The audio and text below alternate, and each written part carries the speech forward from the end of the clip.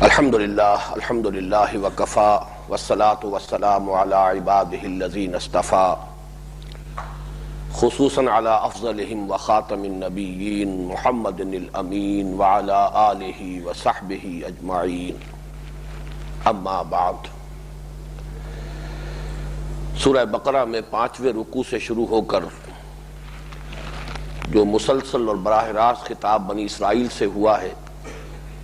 وہ جیسا کہ میں کئی مرتبہ عرض کر چکا ہوں 10 رکوعوں سے بھی زیادہ پر پھیلا ہوا ہے۔ چنانچہ 5ویں رکوع سے شروع ہو کر اور 15ویں رکوع کی ابتدائی 2 آیات بھی اس میں شامل ہیں۔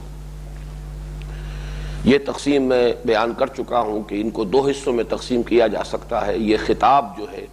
بنی اسرائیل کے ساتھ، اس کے ضمن میں پہلے رکوع یعنی 5ویں رکوع کی 7 آیات گویا کہ ام الخطاب کی حیثیت رکھتی ہیں۔ یہ جڑ ہیں، بنیاد ہیں، اساس ہیں اس خطاب کی، جن میں کہ انداز ہے دعوتی، اس میں دعوت کا، دلجوئی کا، ترغیب کا، تشویق کا، اپیل کا انداز ہے۔ البتہ 6 رکوع سے شروع ہو کر اور 15ویں رکوع کے آغاز تک یہ مسلسل ایک فرد جرم ہے جو عائد کی گئی ہے، ان کے تاریخ کے مختلف حالات و واقعات کے حوالے سے، پھر ان میں مختلف مواقع پر اور مختلف ادوار میں جو گمراہیاں پیدا ہوئیں، اخلاقی اور عملی اور اعتقادی اور علمی اور فکری، ان کا ایک اجمالی خاکہ ہے کہ جو ان 9.25 رکوعوں پر پھیلا ہوا ہے۔ ان میں سے بھی یہ پہلے 2 رکوع جو ہیں اس فرد جرم کے، 6واں اور 7واں رکوع، یہ دونوں بہت آپس میں مربوط اور مسلسل ایک مضمون ان میں موجود ہے، اور یوں کہا جا سکتا ہے کہ قرآن مجید کا جو عام اسلوب ہے کہ کتاب احکمت آیاتہ ثم فصلت من لدن حکیم خبیر، یہ ایک ایسی کتاب ہے جس کی آیات پہلے محکم کی جاتی ہیں پھر ان کی تفصیل بیان ہوتی ہے۔ تو یہاں اس فرد جرم میں بھی 2 حصوں میں ہم اسے تقسیم کر سکتے ہیں۔ پہلے 2 رکوع ان میں گویا کہ اجمالاً وہ فرد جرم مکمل ہو جاتی ہے، بلکہ یہ کہ اس میں جو اللہ تعالیٰ کی طرف سے فیصلہ ہے وہ بھی گویا کہ سنا دیا جاتا ہے۔ البتہ پھر مزید رہ جائیں گے 7.25 رکوع، ان میں مزید اسی اجمال میں تفصیل کا رنگ بھی آپ کو ملے گا، کچھ اضافی چیزیں بھی ملیں گی، لیکن ایک اعتبار سے یہ دونوں رکوع جو ہیں آپس میں بہت پیوست ہیں مضمون کے اعتبار سے۔ یہی وجہ ہے کہ میں آج تلاوت کر رہا ہوں دونوں رکوعوں کی، اور کوشش ہوگی، اللہ تعالیٰ اس کو پورا کرانے والا ہے، کہ آج اور کل میں ہم ان دونوں رکوعوں کا مطالعہ مکمل کر لیں۔ اگرچہ مولانا امین احسن اصلاحی صاحب نے 8ویں رکوع کی پہلی آیت کو بھی اسی سلسلہ آیات کے ساتھ مربوط قرار دیا ہے، چنانچہ انہوں نے جو سیکشنز بنائے ہیں اپنی تفسیر میں، تدبر قرآن میں، اس میں ان دونوں رکوعوں کی 15 آیات کے ساتھ 16ویں آیت وہ بھی شامل کی گئی ہے جو 8ویں رکوع کی پہلی آیت ہے۔ لیکن میں نے جہاں تک غور کیا ہے، مجھے محسوس ہوتا ہے کہ جن لوگوں نے بھی یہ رکوعوں کے نشان معین کیے ہیں انہی کی تقسیم زیادہ مناسب ہے، زیادہ درست لگتی ہے۔ ان 2 رکوعوں کے مضامین تو یقیناً باہم بہت پیوست ہیں اور مربوط ہیں، البتہ یہ کہ 8ویں رکوع سے ایک نیا سلسلہ مضمون ہے جس کے بارے میں انشاءاللہ جب اس مقام پر ہم پہنچیں گے تو میں اس کی وضاحت کروں گا۔ تو آئیے کہ پہلے ہم تلاوت کر لیں سورہ بقرہ کے 6 اور 7ویں رکوع کی۔ یہ جو فلم ہے آپ کے سامنے یہ صرف 7ویں رکوع کی ہے، 6 رکوع کی ہے، 7واں اس میں شامل نہیں ہے، لیکن یہ کہ میں تلاوت کر رہا ہوں اس لیے کہ یہ ایک ہی سلسلہ کلام ہے۔ اعوذ باللہ من الشیطان الرجیم، بسم اللہ الرحمن الرحیم۔ یا بنی اسرائیل اذکروا نعمتی التی انعمت علیکم وانی فضلتکم علی العالمین واتقوا یوما لا تجزی نفس عن نفس شیئا ولا يقبل منها شفاعة ولا يؤخذ منها عدل ولا هم ينصرون وَإِذْ نَجَّيْنَاكُمْ مِنْ آلِ فِرْعَوْنَ يَسُومُونَكُمْ سُوءَ الْعَذَابِ يُذَبِّحُونَ أَبْنَاءَكُمْ وَيَسْتَحْيُونَ نِسَاءَكُمْ وَفِي ذَلِكُمْ بَلَاءٌ مِّن رَّبِّكُمْ عَظِيمٌ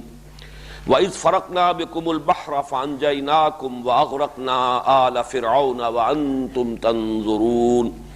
وَإِذْ وَاعَدْنَا مُوسَىٰ 40 لَيْلَةً ثُمَّ اتَّخَذْتُمُ الْعِجْلَ مِن بَعْدِهِ وَأَنتُمْ ظَالِمُونَ ثم عفونا عنكم من بعد ذلك لعلكم تشكرون وإذ آتينا موسى الكتاب والفرقان لعلكم تهتدون وَإِذْ قَالَ مُوسَىٰ لِقَوْمِهِ يَا قَوْمِ إِنَّكُمْ ظَلَمْتُمْ أَنفُسَكُمْ بِاتِّخَاذِكُمُ الْعِجْلَ فَتُوبُوا إِلَىٰ بَارِئِكُمْ فَاقْتُلُوا أَنفُسَكُمْ ذَلِكُمْ خَيْرٌ لَكُمْ عِندَ بَارِئِكُمْ فَتَابَ عَلَيْكُمْ إِنَّهُ هُوَ التَّوَّابُ الرَّحِيمُ وَإِذْ قُلْتُمْ يَا مُوسَىٰ لَن نُّؤْمِنَ لَكَ حَتَّىٰ نَرَى اللَّهَ جَهْرَةً فَأَخَذَتْكُمُ الصَّاعِقَةُ وَأَنتُمْ تَنظُرُونَ ثُمَّ بَعَثْنَاكُم مِّن بَعْدِ مَوْتِكُمْ لَعَلَّكُمْ تَشْكُرُونَ وَظَلَّلْنَا عَلَيْكُمُ الْغَمَامَ وَأَنزَلْنَا عَلَيْكُمُ الْمَنَّ وَالسَّلْوَىٰ كُلُوا مِن طَيِّبَاتِ مَا رَزَقْنَاكُمْ وَمَا ظَلَمُونَا وَلَٰكِن كَانُوا أَنفُسَهُمْ يَظْلِمُونَ وَإِذْ قُلْنَا ادْخُلُوا هَٰذِهِ الْقَرْيَةَ فَكُلُوا مِنْهَا حَيْثُ شِئْتُمْ رَغَدًا وَادْخُلُوا الْبَابَ سُجَّدًا وَقُولُوا حِطَّةٌ نَغْفِرْ لَكُمْ خَطَايَاكُمْ وَسَنَزِيدُ الْمُحْسِنِينَ فَبَدَّلَ الَّذِينَ ظَلَمُوا قَوْلًا غَيْرَ الَّذِي قِيلَ لَهُمْ فَأَنزَلْنَا عَلَى الَّذِينَ ظَلَمُوا رِجْزًا مِّنَ السَّمَاءِ بِمَا كَانُوا يَفْسُقُونَ وَإِذِ اسْتَسْقَىٰ مُوسَىٰ لِقَوْمِهِ فَقُلْنَا اضْرِب بِّعَصَاكَ الْحَجَرَ فانفجرت منه 12 عينا قد علم كل أناس مشربهم كلوا واشربوا من رزق الله ولا تعصوا في الأرض مفسدين وإذ قلتم يا موسى لن نصبر على طعام واحد فادع لنا ربك يخرج لنا مما تنبت الأرض من بقلها وقثائها وفومها وعدسها وبصلها قال تستبدلون الذي هو أدنى بالذي هو خير اهبطوا مصرا فإن لكم ما سألتم وضربت عليهم الذلة والمسكنة وباءوا بغضب من الله ذلك بأنهم كانوا يكفرون بآيات الله ويقتلون النبيين بغير الحق ذلك بما عصوا وكانوا يعتدون صدق الله العظيم رب اشرح لي صدري ويسر لي أمري واحلل عقدة من لساني يفقهوا قولي اللهم ربنا ألهمنا رشدنا وأعذنا من شرور أنفسنا اللهم أرنا الحق حقا وارزقنا اتباعه وأرنا الباطل باطلا وارزقنا اجتنابه آمین یا رب العالمین۔ پچھلے درس میں عرض کر چکا ہوں کہ یہ جو فرد جرم شروع ہو رہی ہے بنی اسرائیل کے خلاف، اس کے آغاز میں جو 2 آیات آئی ہیں بعین ہی یہی 2 آیات اختتام پر آئی ہیں، اور یہ صرف ایک بات ہے، ایک انداز ہے بات کے بتانے کا، سمجھانے کا، اور اس کے حوالے سے واقعہ یہ ہے کہ کچھ چیزیں آسانی سے ذہن نشین ہو جاتی ہیں، پھر یاد رہتی ہیں، کہ اس کی تشبیہ ہے جیسے کہ بریکٹس شروع ہوتی ہیں اور بند ہوتی ہیں، اور بریکٹس جو ہے خاص طور پر بڑی بریکٹ جو ہے اس کا اکثر و بیشتر حصہ تو وہی ہے، ایک خط ہے مستقیم افقی، لیکن یہ کہ اس کے جو دونوں طرف کی بریکٹس ہیں ان کے ایک طرف کا رخ ایک طرف ہوگا اور اس کے برعکس ہوگا آخر میں جب بریکٹ بند ہوگی۔ بس اتنا ہی فرق ان 2 آیات میں ہے، ایک آیت جو کہ تو، البتہ دوسری آیت میں ذرا ترتیب بدل گئی ہے، جیسا کہ میں پچھلی مرتبہ عرض کر چکا ہوں، آج بھی دوبارہ سامنے آ جائے گا۔ لیکن یہ کہ مجھے حیرت ہے کہ یہ جو اسلوب یہاں پر قرآن مجید نے اختیار کیا، اس کی طرف بہت کم لوگوں کی توجہ ہوئی کہ آخر کیا وجہ ہے کہ 5ویں رکوع میں بھی یا بنی اسرائیل اذکروا نعمتی التی انعمت علیکم واوفوا بعہدی اوف بعہدکم، پھر یہ کہ اس کے بعد 6واں رکوع شروع ہو رہا ہے یا بنی اسرائیل اذکروا نعمتی التی انعمت علیکم وانی فضلتکم علی العالمین، پھر جب یہ خطاب ختم ہو رہا ہے پھر بعین ہی یہی آیت دہرا کر آ رہی ہے۔ اس سے جو اشارے ہیں، یہ قرآن مجید کی یہ ترتیب، یہ سیاق و سباق، یہ جو مضامین کی تقسیم ہے، یقیناً اس میں بڑی حکمت پوشیدہ ہے۔ بہرحال اس کی طرف بہت کم لوگوں کی توجہ ہوئی ہے، لیکن مجھے تو اسی میں الحمدللہ کہ اس سب سے مشکل مسئلے کا حل ملا ہے جس کا میں نے پہلے بھی ذکر کیا تھا، اور انشاءاللہ اگلے درس میں پھر جب نوبت آئے گی 8ویں رکوع کی پہلی آیت کے جب وہ مطالعہ کریں گا تب اس پر تفصیلاً گفتگو ہوگی۔ اس کا جو حل ہے میرے ذہن میں اسی تقسیم کے حوالے سے ہوا۔ فرمایا یا بنی اسرائیل اذکروا نعمتی التی انعمت علیکم، اے بنی اسرائیل، بیان کر چکا ہوں اسرائیل حضرت یعقوب کا لقب ہے، اسر اور ایل سے مل کر بنا ہے، اسر بمانی عبد، ایل بمانی اللہ، عبداللہ، یہ گویا کہ ان کا لقب ہے۔ اے عبداللہ کی اولاد یعنی حضرت یعقوب کی اولاد، اذکروا نعمتی التی انعمت علیکم، یاد کرو میری اس نعمت کو جو میں نے تم پر انعام فرمائی۔ یہاں جو تکرار ہے پچھلے رکوع کی پہلی آیت میں بھی اذکروا نعمتی کافی تھا، لیکن اس کے بعد التی انعمت علیکم، اس میں تاکید بھی ہے، اور دوسرے یہ کہ اس میں اصل فضل ہے ہمارا جو ہم نے تم پر کیا۔ انعمت علیکم، میں نے انعام کیا تم پر، یہ تمہارا کوئی استحقاق نہیں تھا بلکہ اللہ تعالیٰ کی طرف سے جو بھی تمہیں فضیلت عطا ہوئی ہے، یہ جان لو کہ یہ وہبی ہے، عطا کردہ ہے، یہ اللہ تعالیٰ کی دی ہوئی ہے، اس میں تمہارے استحقاق کو کوئی دخل حاصل نہیں ہے۔ اس لیے کہ جب انسان یہ سمجھتا ہے کہ میرے استحقاق کی بنیاد پر مجھے کوئی چیز ملی ہے تو اس میں عجب پیدا ہوتا ہے، فخر پیدا ہوتا ہے، غرور پیدا ہوتا ہے، اور یہی عجب اور غرور اور فخر جو ہے یہ در حقیقت بہت سی اعتقادی اور عملی گمراہیوں کی بنیاد اور سبب بن جاتا ہے۔ تو فرمایا یاد کرو میری اس نعمت کو جو میں نے تم پر انعام فرمائی، اور وَأَنِّي فَضَّلْتُكُمْ عَلَى الْعَالَمِينَ، یہ یہاں اس پچھلی آیت کے مقابلے میں اضافہ ہو رہا ہے، اور میں نے تو تمہیں تمام جہانوں پر فضیلت دی۔ اس میں سب سے پہلی بات یہ نوٹ کیجئے کہ یہ عربی زبان کا نحو کا ایک اسلوب ہے کہ بعض اوقات ظرف جو ہے اس کو جمع اس کی کر کے، لیکن اس میں مظروف کی جمع مراد ہوتی ہے۔ یہ ظرف ہے عالم، اور اس میں تمام انسان ہیں، عالم انسانیت، تمام اقوام اور مختلف جو بھی علاقے کے اندر نسلیں آباد ہیں، تو مراد تمام جہانوں سے کیا ہے؟ جہان کے تمام اقوام، تمام اقوام عالم، جمع یہاں پر عالمین آیا ہے، عالم کی جمع آیا ہے، مراد اصل میں اس عالم میں بسنے والے لوگ، عالم انسانیت میں جو اقوام شامل ہیں، جملہ اقوام عالم پر تمہیں فضیلت دی۔ اور فضیلت کس معنی میں ہے؟ یہ میں نعمت کے ضمن میں بھی پچھلے درس میں عرض کر چکا ہوں کہ اصل نعمت کیا ہے اللہ کی؟ نعمت ہدایت، اور یہی در حقیقت فضیلت ہے۔ جیسے کہ تفصیل سے میں نے پچھلی مرتبہ عرض کیا تھا، قرآن مجید سے بالخصوص سورہ حدید کی آیت نمبر 26 سے یہ ظاہر ہوتا ہے کہ اللہ تعالیٰ نے نبوت اور رسالت کے لیے خاص کر لیا حضرت ابراہیم کی نسل کو۔ یہ اب حضرت ابراہیم کے بعد انہی کی اولاد کی مختلف شاخوں میں نبوت اور رسالت اور انزال کتب کا سلسلہ جاری رہا، شریعت انہی کو عطا ہوئی ہے۔ اس میں تھوڑا سا اضافہ کر لیجئے کہ اللہ تعالیٰ کی ہدایت کی صرف یہی ایک شکل نہیں ہے، یہ اس کی تکمیلی شکل ہے۔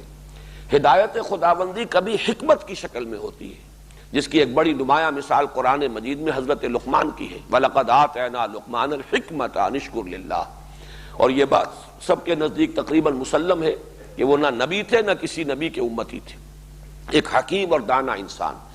اس اعتبار سے یہ ضروری نہیں ہے کہ دنیا کے ہر علاقے میں نبوت رہی ہو، اگرچہ یہ ہمیں معلوم ہے اصولاً کہ انبیاء اور رسل صرف وہی نہیں آئے ہیں دنیا میں کہ جن کا ذکر قرآن میں ہے، قرآن مجید کی نص ہے، بہت سے ایسے نبی ہیں جن کا ذکر قرآن میں نہیں ہے، بہت سے ایسے رسول ہیں جن کا ذکر قرآن میں نہیں ہے، لیکن یہ کہ یہ بھی لازم نہیں آتا کہ ہر قوم میں یا ہر علاقے میں نبی اور رسول آئیں۔ ہدایت خداوندی، چنانچہ جو الفاظ آتے ہیں اس عموم کے، اس میں لفظ نبوت نہیں ہے بلکہ نذیر، وَإِن مِّن قَرْيَةٍ إِلَّا خَلَا فِيهَا نَذِيرٌ، نہیں کوئی بستی ایسی جس میں کوئی نہ کوئی خبردار کرنے والا نہ آیا ہو۔ یا یہ کہ وَلِكُلِّ قَوْمٍ ہاد، ہر قوم کے لیے ہم نے ہادی بھیجے ہیں۔ تو ہادی ہونا، نذیر ہونا، یہ مستلزم نہیں ہے نبی اور رسول ہونے کو۔ بہرحال حضرت ابراہیم علیہ السلام کا معاملہ جیسا کہ میں عرض کر چکا ہوں، اب سے تقریباً 4، 4.25، 4.5 برس قبل کا معاملہ ہے، اور جہاں تک تاریخ انسانی کا تعلق ہے، جو بھی اب تک ہمارے پاس مختلف ذرائع سے معلومات حاصل ہو سکی ہیں، وہ بھی تقریباً اسی دور سے متعلق ہیں۔ گویا کہ حضرت ابراہیم علیہ السلام at the dawn of history جس کو ہم کہیں گے،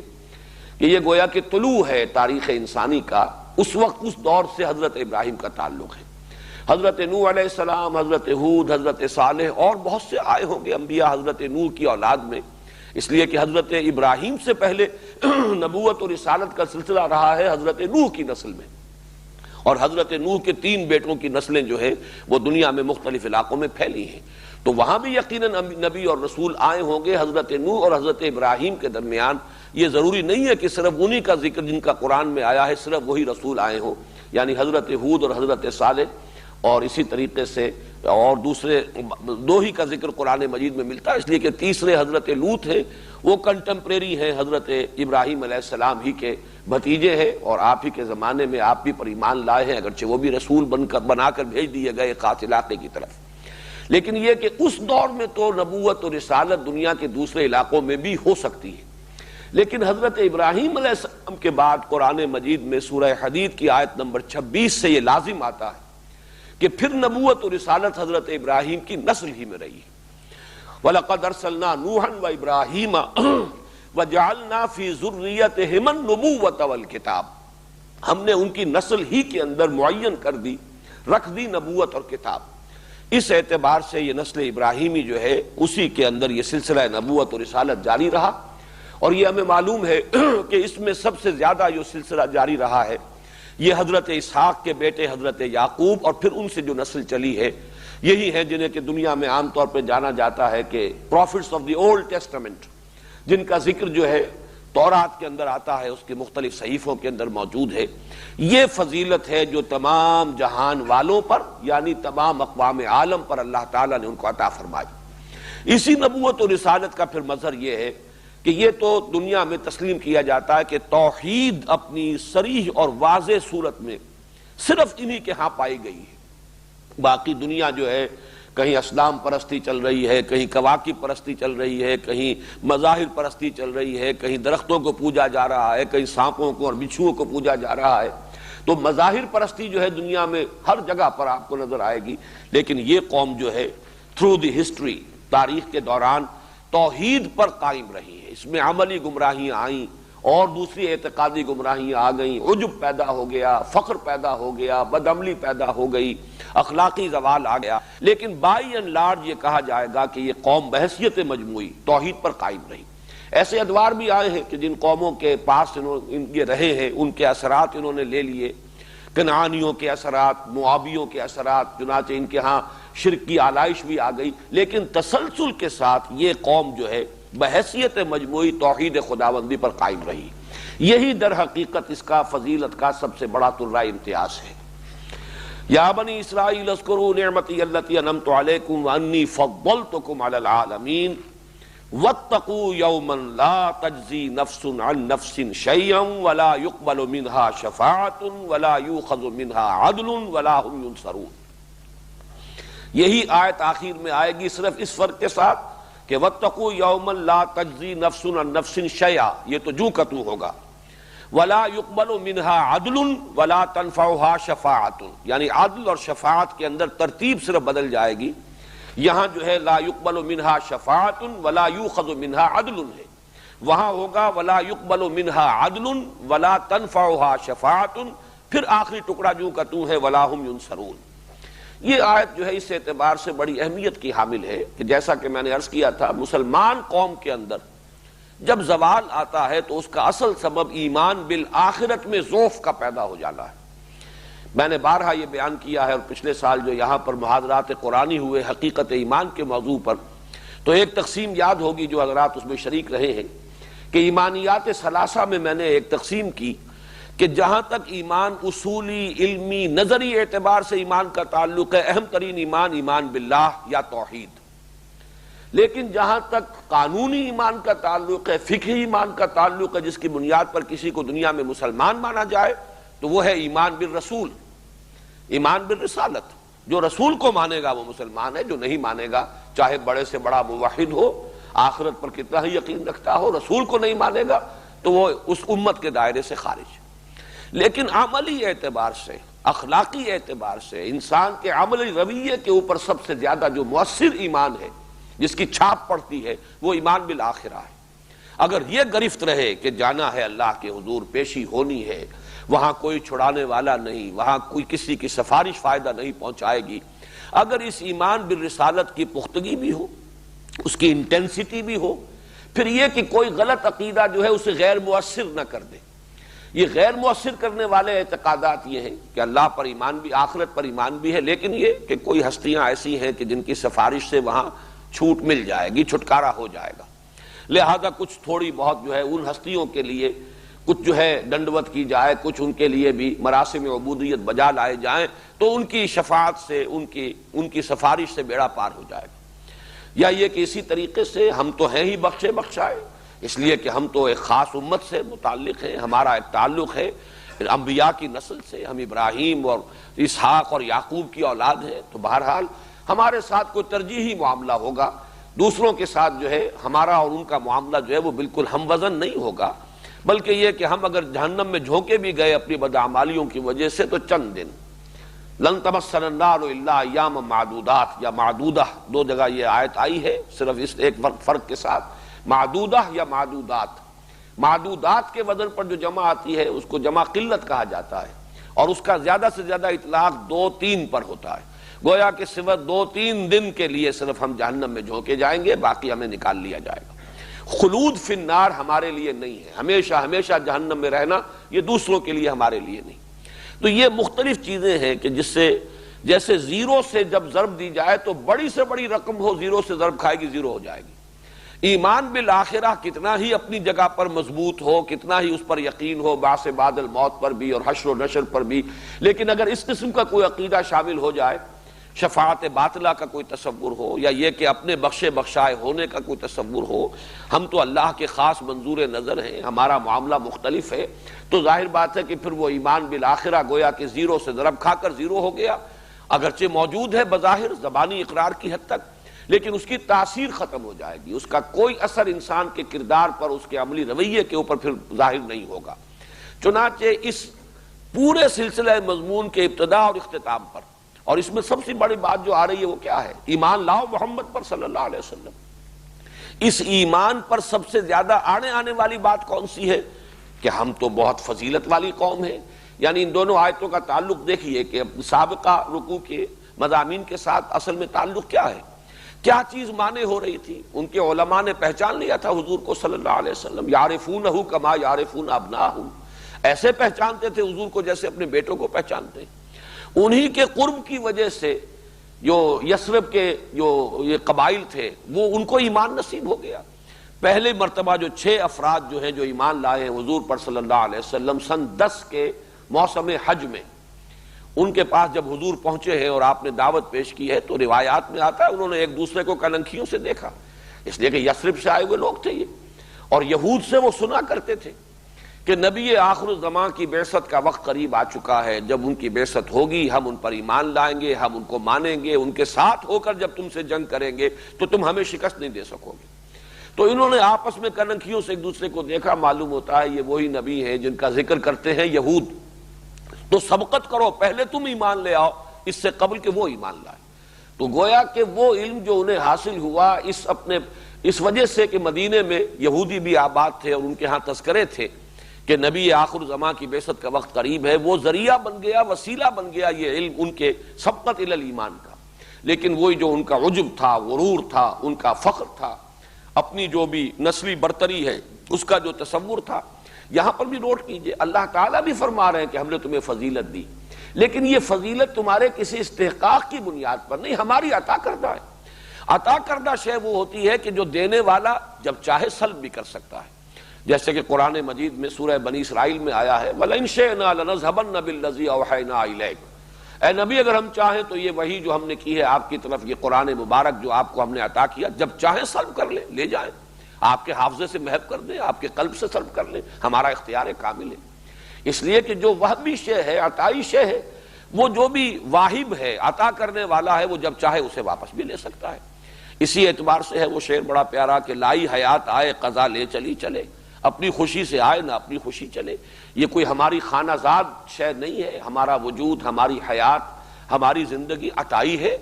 عطا کرنے والے نے دی ہے، جب تک اس کا وہ حکم ہے ہم رہیں گے، جب اس کا فرمان آئے گا ہم واپس لوٹ جائیں گے۔ تو اس اعتبار سے انی فضلتکم علی العالمین سے پہلے پھر تکرار کی گئی، انعمت علیکم، میں نے انعام فرمایا تم پر، یہ میری دین ہے، میری عطا ہے، اور یہ فضیلت عطائی ہے، یہ تمہاری استحقاقی نہیں ہے، تمہارے اپنا ذاتی جو ہے اس کی بنا پر نہیں ہے۔ اس اعتبار سے اب ان کے اندر ذرا سا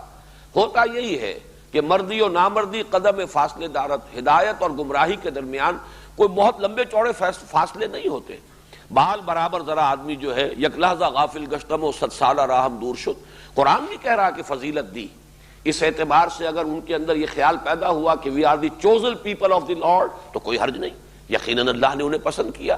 ان اللہ اصطفیٰ آدم و نوحا وآل ابراہیم وآل عمران علی العالمین. قرآن مجید خود کہہ رہا اللہ نے پسند کیا، چنا، انہیں برگزیدگی عطا فرمائی. لیکن بس یہیں سے ٹھوکر کھا کر اس کو اپنا ذاتی وصف سمجھ لینا اور اس کی بنا پر مغرور ہو جانا، اس کی بنا پر فخر جو ہے اپنے اندر پیدا ہو جانا، عجب، یہی چیز ہے کہ جو پھر ان کے پاؤں کی بیڑی بن گئی اور وہ حضور صلی اللہ علیہ وسلم پر ایمان لانے سے محروم رہے. اب اس میں ڈرایا جا رہا ہے، اس دن سے ڈرو، وہ دن وَاتَّقُوا يَوْمًا لَا تَجْزِي نَفْسٌ عَن نَفْسٍ شَيْئًا. اس دن کا خیال کرو کہ جس دن کوئی جان کسی جان کی طرف سے کوئی بدلہ نہ دے سکے گی، یعنی کام نہ آ سکے گی، جسے ہم کہتے ہیں اپنے محاورے میں وَاتَّقُوا يَوْمًا لَا تَجْزِي نَفْسٌ عَن نَفْسٍ شَيْئًا. کوئی جان کسی جان کے کام نہ آ سکے گی.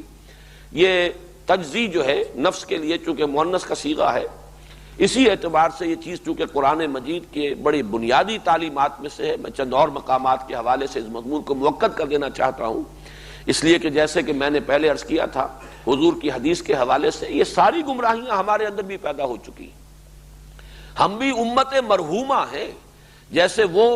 Chosen people of the lord, جیسے ان کو یہ غرہ تھا، یہ بھی امت مرحومہ ہے. جو کچھ بھی ہے لیکن تیرے محبوب کی امت میں ہے، بس تیرے محبوب میں امت میں ہونے کی بنا پر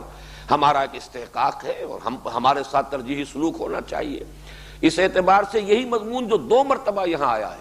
جیسے میں نے پچھلے درس میں حوالہ دیا تھا وَاسْتَعِینُوا بِالصَّبْرِ وَالصَّلَاةِ، جیسے کہ پچھلے رکوع کے اختتام پر آیا بنی اسرائیل سے خطاب کر کے،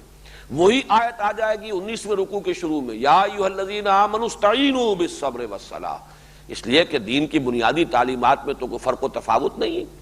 اللہ تعالیٰ کے جو قوانین پہلے تھے وہ آج بھی ہیں. تمہیں بھی اب مدد کی ضرورت ہے مسلمانوں، اس لیے کہ تم پر بہت بڑا بوجھ آ رہا ہے، ذمہ داری آ رہی ہے. اب تم شہادت علی الناس کے منصب پر فائز کیے جا رہے ہو. اپنے اس مقصد کو اور مشن کو پورا کرنے کے لیے تمہیں مدد کی ضرورت ہے، لیکن مدد ملے گی صبر اور نماز سے، جیسے کہ کہا گیا بنی اسرائیل سے.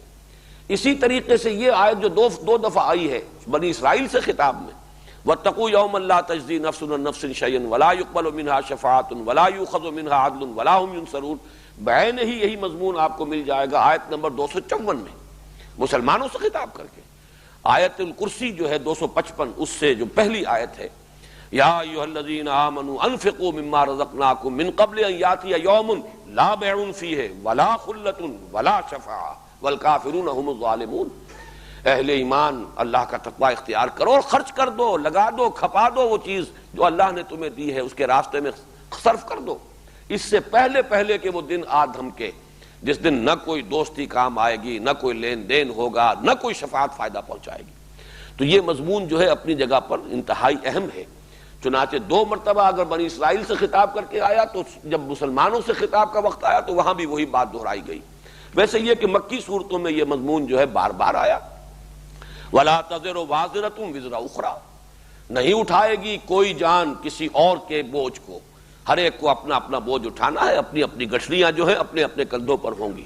نیکی ہے تو وہ بھی کسی کی نیکی دوسرے کو فائدہ نہیں پہنچائے گی، اور کسی کی اگر بدی ہے تو وہ بھی کسی دوسرے کے کھاتے میں نہیں ڈالی جائے گی. اسی طریقے سے فرمایا یوم لا ينفع مال ولا بنون الا من اتى اللہ بقلب سلیم.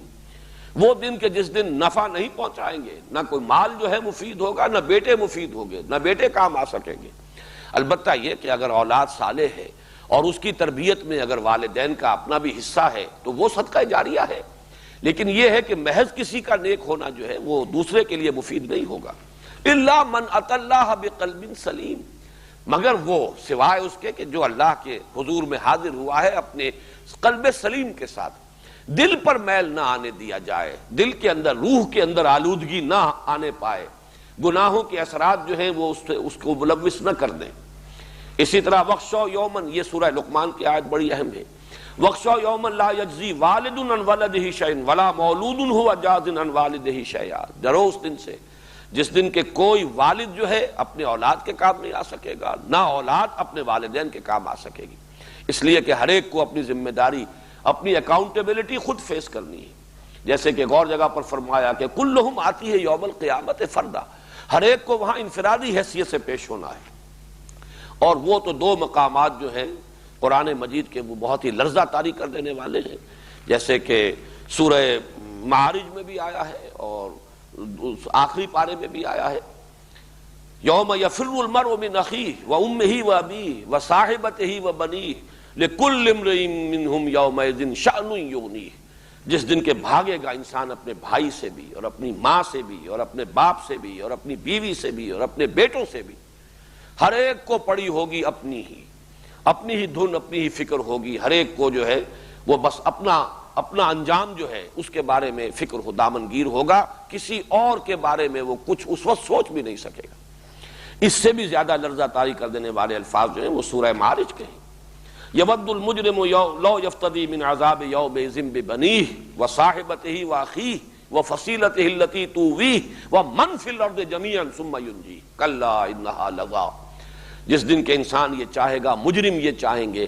کسی طرح فدیے میں لے لیے جائیں ان سے اس کے بیٹے، اور فدیے میں لے لی جائے بیوی بھی، اور فدیہ میں لے لیا جائے بھائی بھی، اور اس کا وہ سارا کنبہ قبیلہ جس نے کہ اسے پناہ دی، پالا پوسا، اس کی حفاظت کی، اور جو بھی زمین میں ہے کل تمام مخلوقات فدیے میں لے کر اور کسی طریقے سے اس کو نجات مل جائے۔ تو اب یہ کیفیت جو ہے جب تک کہ یہ سامنے نہ رہے اس وقت تک ایمان بالآخرہ جو ہے اس کے اندر تاثیر نہیں ہوگی، اس کا کوئی اثر انسان کے قلب پر، اس کے کردار پر، اس کے اعمال پر وارد نہیں ہوگا۔ دوسرا فرمایا وَلَا يُقْبَلُ مِنْهَا شَفَاعَةٌ، اور نہ ہی کسی جان کی طرف سے کوئی شفاعت قبول کی جائے گی۔ اس میں اصل میں اگرچہ قرآن مجید میں بہت سے مقامات پر شفاعت کی نفی کلی بھی آئی ہے، لیکن بعض مقامات پر اس کا ایک اثبات بھی آیا ہے، اور وہ اثبات یہ ہے کہ جس کے لیے بھی اللہ تعالیٰ اجازت دے دے گا اور جسے اجازت دے دے۔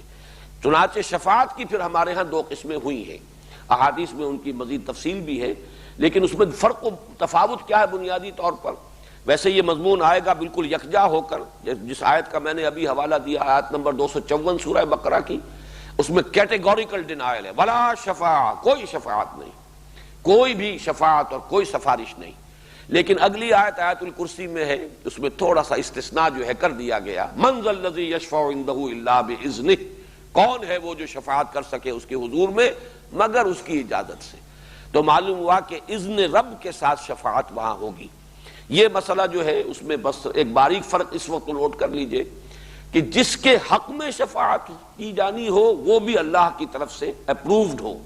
اور جو شفاعت کرے اسے بھی اذن ملے۔ قرآن مجید سے یہ دوہری اذن کا ثبوت ملتا ہے، تب شفاعت کا کوئی اس بات ہے، استثناء جو کیا گیا ہے قرآن مجید میں،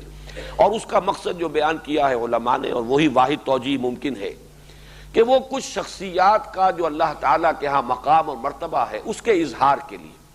تاکہ معلوم ہو کہ یہ اللہ کے مقربین میں سے ہیں، ان کا اونچا درجہ ہے، یہ صدیقین میں سے ہیں، یہ شہداء میں سے ہیں، یہ انبیاء ہیں، یہ خاتم الرسل ہیں، آخر المرسلین ہیں، سید الانبیاء والمرسلین ہیں۔ تو مختلف شخصیتوں کے مقام کے اظہار کے لیے کہ ان کی بات سامنے آئے کہ ان کا اللہ کے ہاں کیا درجہ ہے۔ اگرچہ اس میں ایک جو ہے اشکال رہتا ہے کہ اگر تو ہم یہ تصور کریں کہ جیسے کہ یہ کھلے عام کوئی دربار لگا ہوا ہو اور اس میں واضح طور پر اجازت دی جائے کہ ہاں آپ شفاعت کر سکتے ہیں فلاں کی، تو پھر تو ان کا جو مقام ہے اس کا کوئی اظہار نہیں ہوتا، ظہور نہیں ہوتا، وہ تو پھر صاف نظر آ جائے گا۔ تو اس کا جو حل سمجھ میں آتا ہے وہ یہی ہے کہ یہ چیزیں القاء ہوں گی،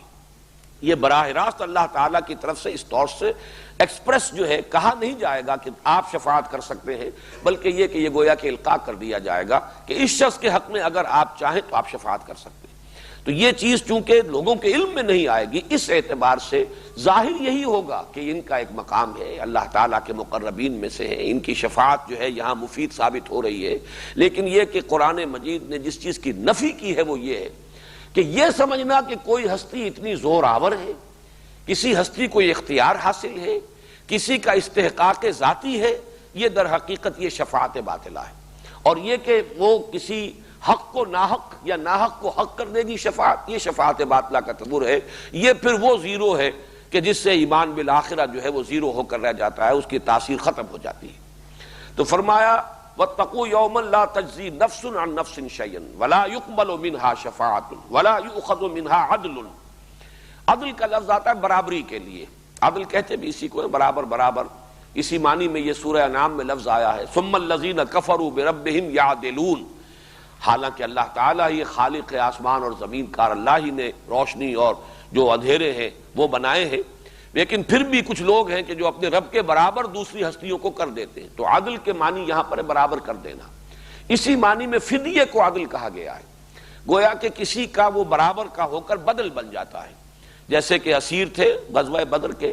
تو فدیہ جن سے لیا گیا گویا کہ وہ ان کی جان کا بدل بن گیا. جیسے کفارہ ہوتا ہے وہ گناہ کا بدل بن جاتا ہے، اسی طرح فدیہ جو ہے وہ کسی کے جرم کا گویا کہ وہ کفارہ بن کر اس کا معاوضہ، اس کا بدل بن جاتا ہے. تو ولا يقبل منها عدل ولا هم ينصرون ولا يؤخذ منها عدل ولا هم ينصرون، اور نہ ہی ان کی کہیں کوئی مدد کسی جانب سے ہو سکے گی. تو یہ آیت مبارکہ جیسا کہ میں نے عرض کیا اپنے اصل مضمون کے اعتبار سے ایمان بالآخرہ، آخرت پر ایمان اور یقین کے مؤثر ہونے کے لیے یہ گویا کہ اہم ترین ہے کہ یہ چیزیں مستحضر رہے کہ اللہ تعالیٰ کے ہاں جب محاسبہ ہوگا وہاں تو انسان کو لیس للانسان الا ما سعی وان سعیہ سوف یری، انسان کو وہی کچھ ملے گا جس کے لیے اس نے محنت کی ہوگی. ہاں اس کی محنت جو ہے وہ ضائع نہیں جائے گی، وہ اس کے سامنے آ جائے گی. فمن یعمل مثقال ذرۃ خیرا یرہ ومن یعمل مثقال ذرۃ شرا یرہ، جو کوئی بھی کسی نے نیکی کی ہوگی ذرے کے ہم بدن اپنے سامنے موجود پائے گا، اور جس کسی نے بدی کمائی ہوگی ذرے کے ہم بدن اپنے سامنے موجود پائے گا. اگرچہ یہ اپنی جگہ پر ہے کہ ان الحسنات یذھبن السیئات،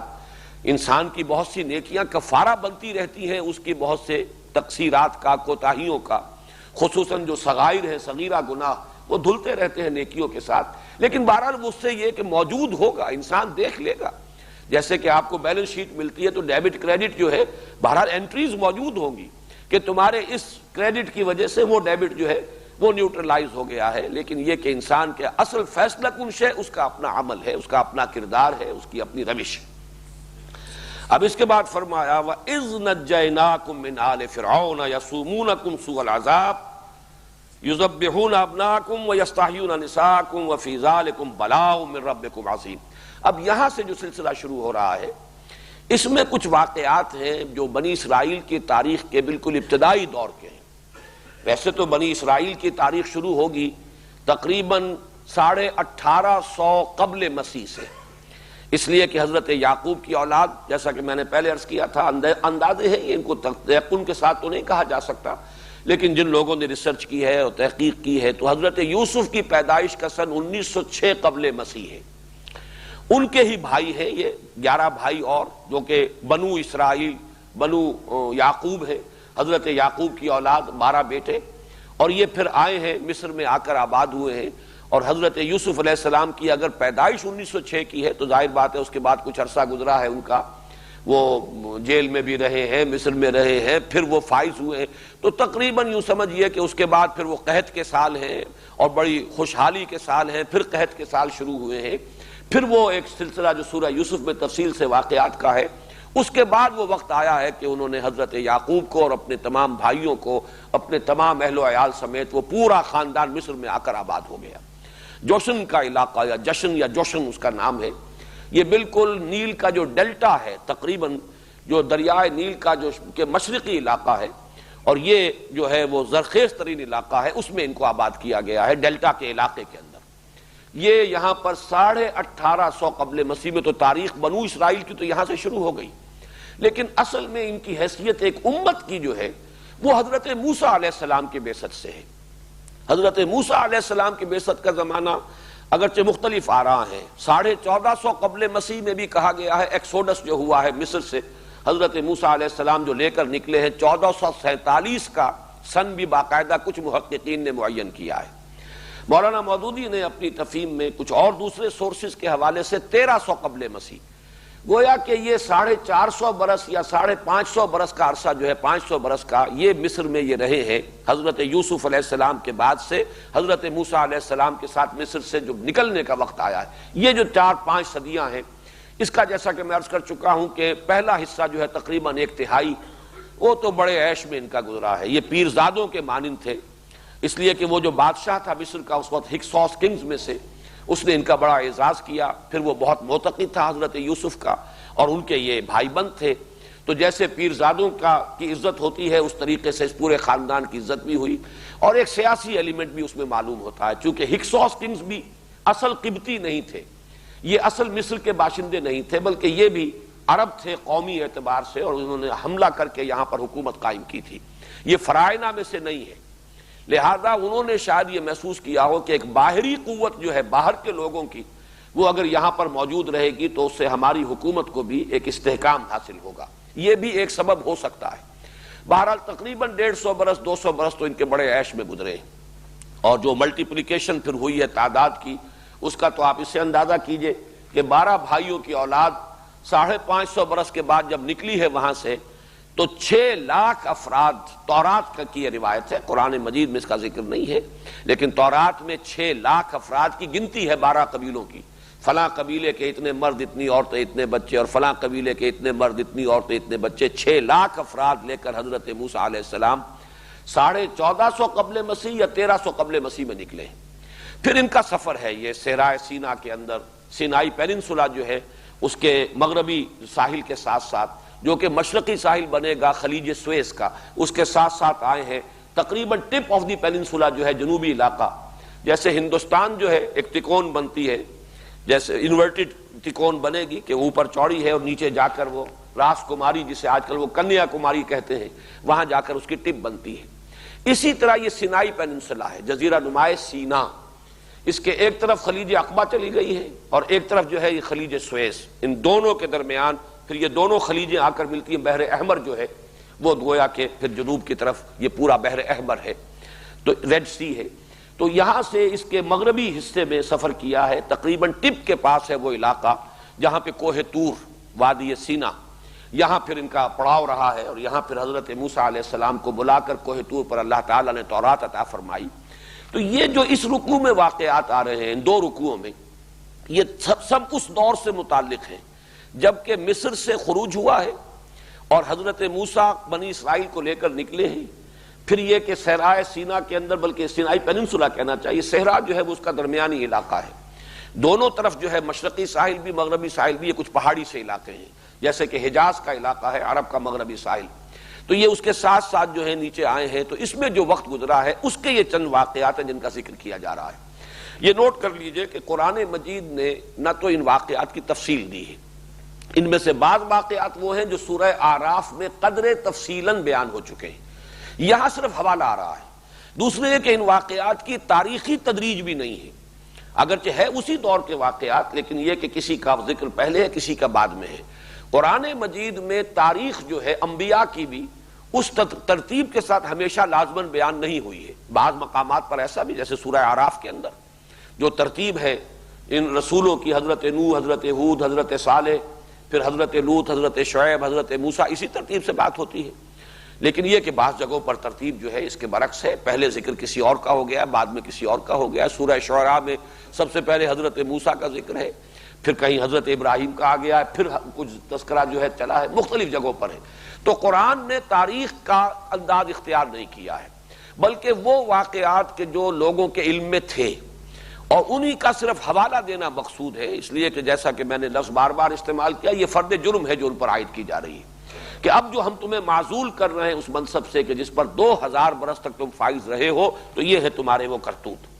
باقی تورات میں جو کتاب ہے دی بک آف ایکسوڈس، کتاب الخروج یا سفر الخروج، اس کے اندر یہ سارے تفصیلات جو ہیں، اگرچہ ہم 100% ان کے اوپر ڈیپینڈ نہیں کر سکتے کہ وہ تفصیلات ساری صحیح ہیں، لیکن یہ کہ جو چیز قرآن مجید سے متصادم نہ ہو اس کے بارے میں یہی ہوگا کہ ہم اس کو تسلیم کر لیں گے۔ جیسے کہ حدیث میں بھی حضور صلی اللہ علیہ وسلم نے فرمایا ہے کہ روایت کرو بنی اسرائیل سے، فلا حرج، اس میں کوئی حرج نہیں ہے، البتہ جس بات کی قرآن مجید میں نفی ہو گئی ہے اس کو ہم رد کر دیں گے۔ اذان سن لیجیے۔ وَإِذْ نَجَّيْنَاكُمْ مِنْ آلِ فِرْعَوْنَ يَسُومُونَكُمْ سُوءَ الْعَذَابِ يُذَبِّحُونَ أَبْنَاءَكُمْ وَيَسْتَحْيُونَ نِسَاءَكُمْ وَفِي ذَلِكُمْ بَلَاءٌ مِّن رَّبِّكُمْ عَظِيمٌ۔ اس میں چونکہ پہلی مرتبہ لفظ آل فرعون آ رہا ہے، تو جیسے بنی اسرائیل کی ہم نے پوری وضاحت کی، اسی طریقے سے آل فرعون کا مفہوم بھی معین کر لیجئے۔ فرعون یہ ایک طرح کا لقب ہے کہ جو مصری شہنشاہوں کا تھا، جیسے قیصر روم یا ایران کے لیے کسرا یا روس کے بادشاہوں کا زار، مختلف جو ہیں یہ تبع، یہ متبابع رہے ہیں یمن کے، اسی طریقے سے فرعون۔ لیکن یہ وہی لوگ کہ جو اصل تھے مصر کے رہنے والے قبطی، باقی جو باہر سے لوگ آ کر حکمران ہو گئے تھے انہیں فرائنہ نہیں کہا گیا، یہ ان کا اسی لیے لقب نہیں ہے۔ وہ قرآن مجید نے بھی سورہ یوسف میں کہیں لفظ فرعون استعمال نہیں کیا، وقال الملک کو کہا بادشاہ نے۔ یہ انہیں تاریخ والے بھی کہتے ہیں، یہ علیحدہ ایک تھا معاملہ، اور ان کو ہکسوس کنگز کہتے ہیں، چرواہے بادشاہ۔ آل کے لفظ کو بھی سمجھ لیجئے کہ یہ لفظ جو ہے ہمارے ہاں خاص طور پر اہل تشیع نے اس کو ایک مفہوم دے دیا ہے کہ آل محمد صلی اللہ علیہ وسلم سے مراد جو ہے وہ صرف حضرت علی کی نسل جو ہے وہی آل محمد میں شامل ہوگی رضی اللہ تعالی عنہ، لیکن یہ بات صحیح نہیں ہے۔ آل کا اصل جب لفظ جو ہے وہ اس کا مفہوم ہے آل یعولو، اور آبا یعوبو سے یہ بہت قریب ہے۔ آبا یعوبو لوٹنا، آئبونا تائبونا لربنا حامدون، جب سفر سے واپس آتے تھے حضور صلی اللہ علیہ وسلم تو گھر میں داخل ہوتے ہوئے جو آپ کی زبان پر الفاظ حمد ہوتے تھے اللہ کے شکر کے، اس میں آئبونا تائبونا، ہم لوٹ کر آ رہے ہیں اپنے رب کی طرف توبہ کرتے ہوئے، یعنی گھر میں بھی گھر کے والوں کی طرف بھی آ رہے ہیں، اپنے رب کی طرف بھی آ رہے ہیں، ہر وقت انسان کو توبہ کرنی ہے۔ تو آبا یعوبو آل یعولو لوٹنا، اسی سے لفظ تعویل بنا ہے، کسی شے کے اصل مفہوم کی طرف اسے لوٹانا،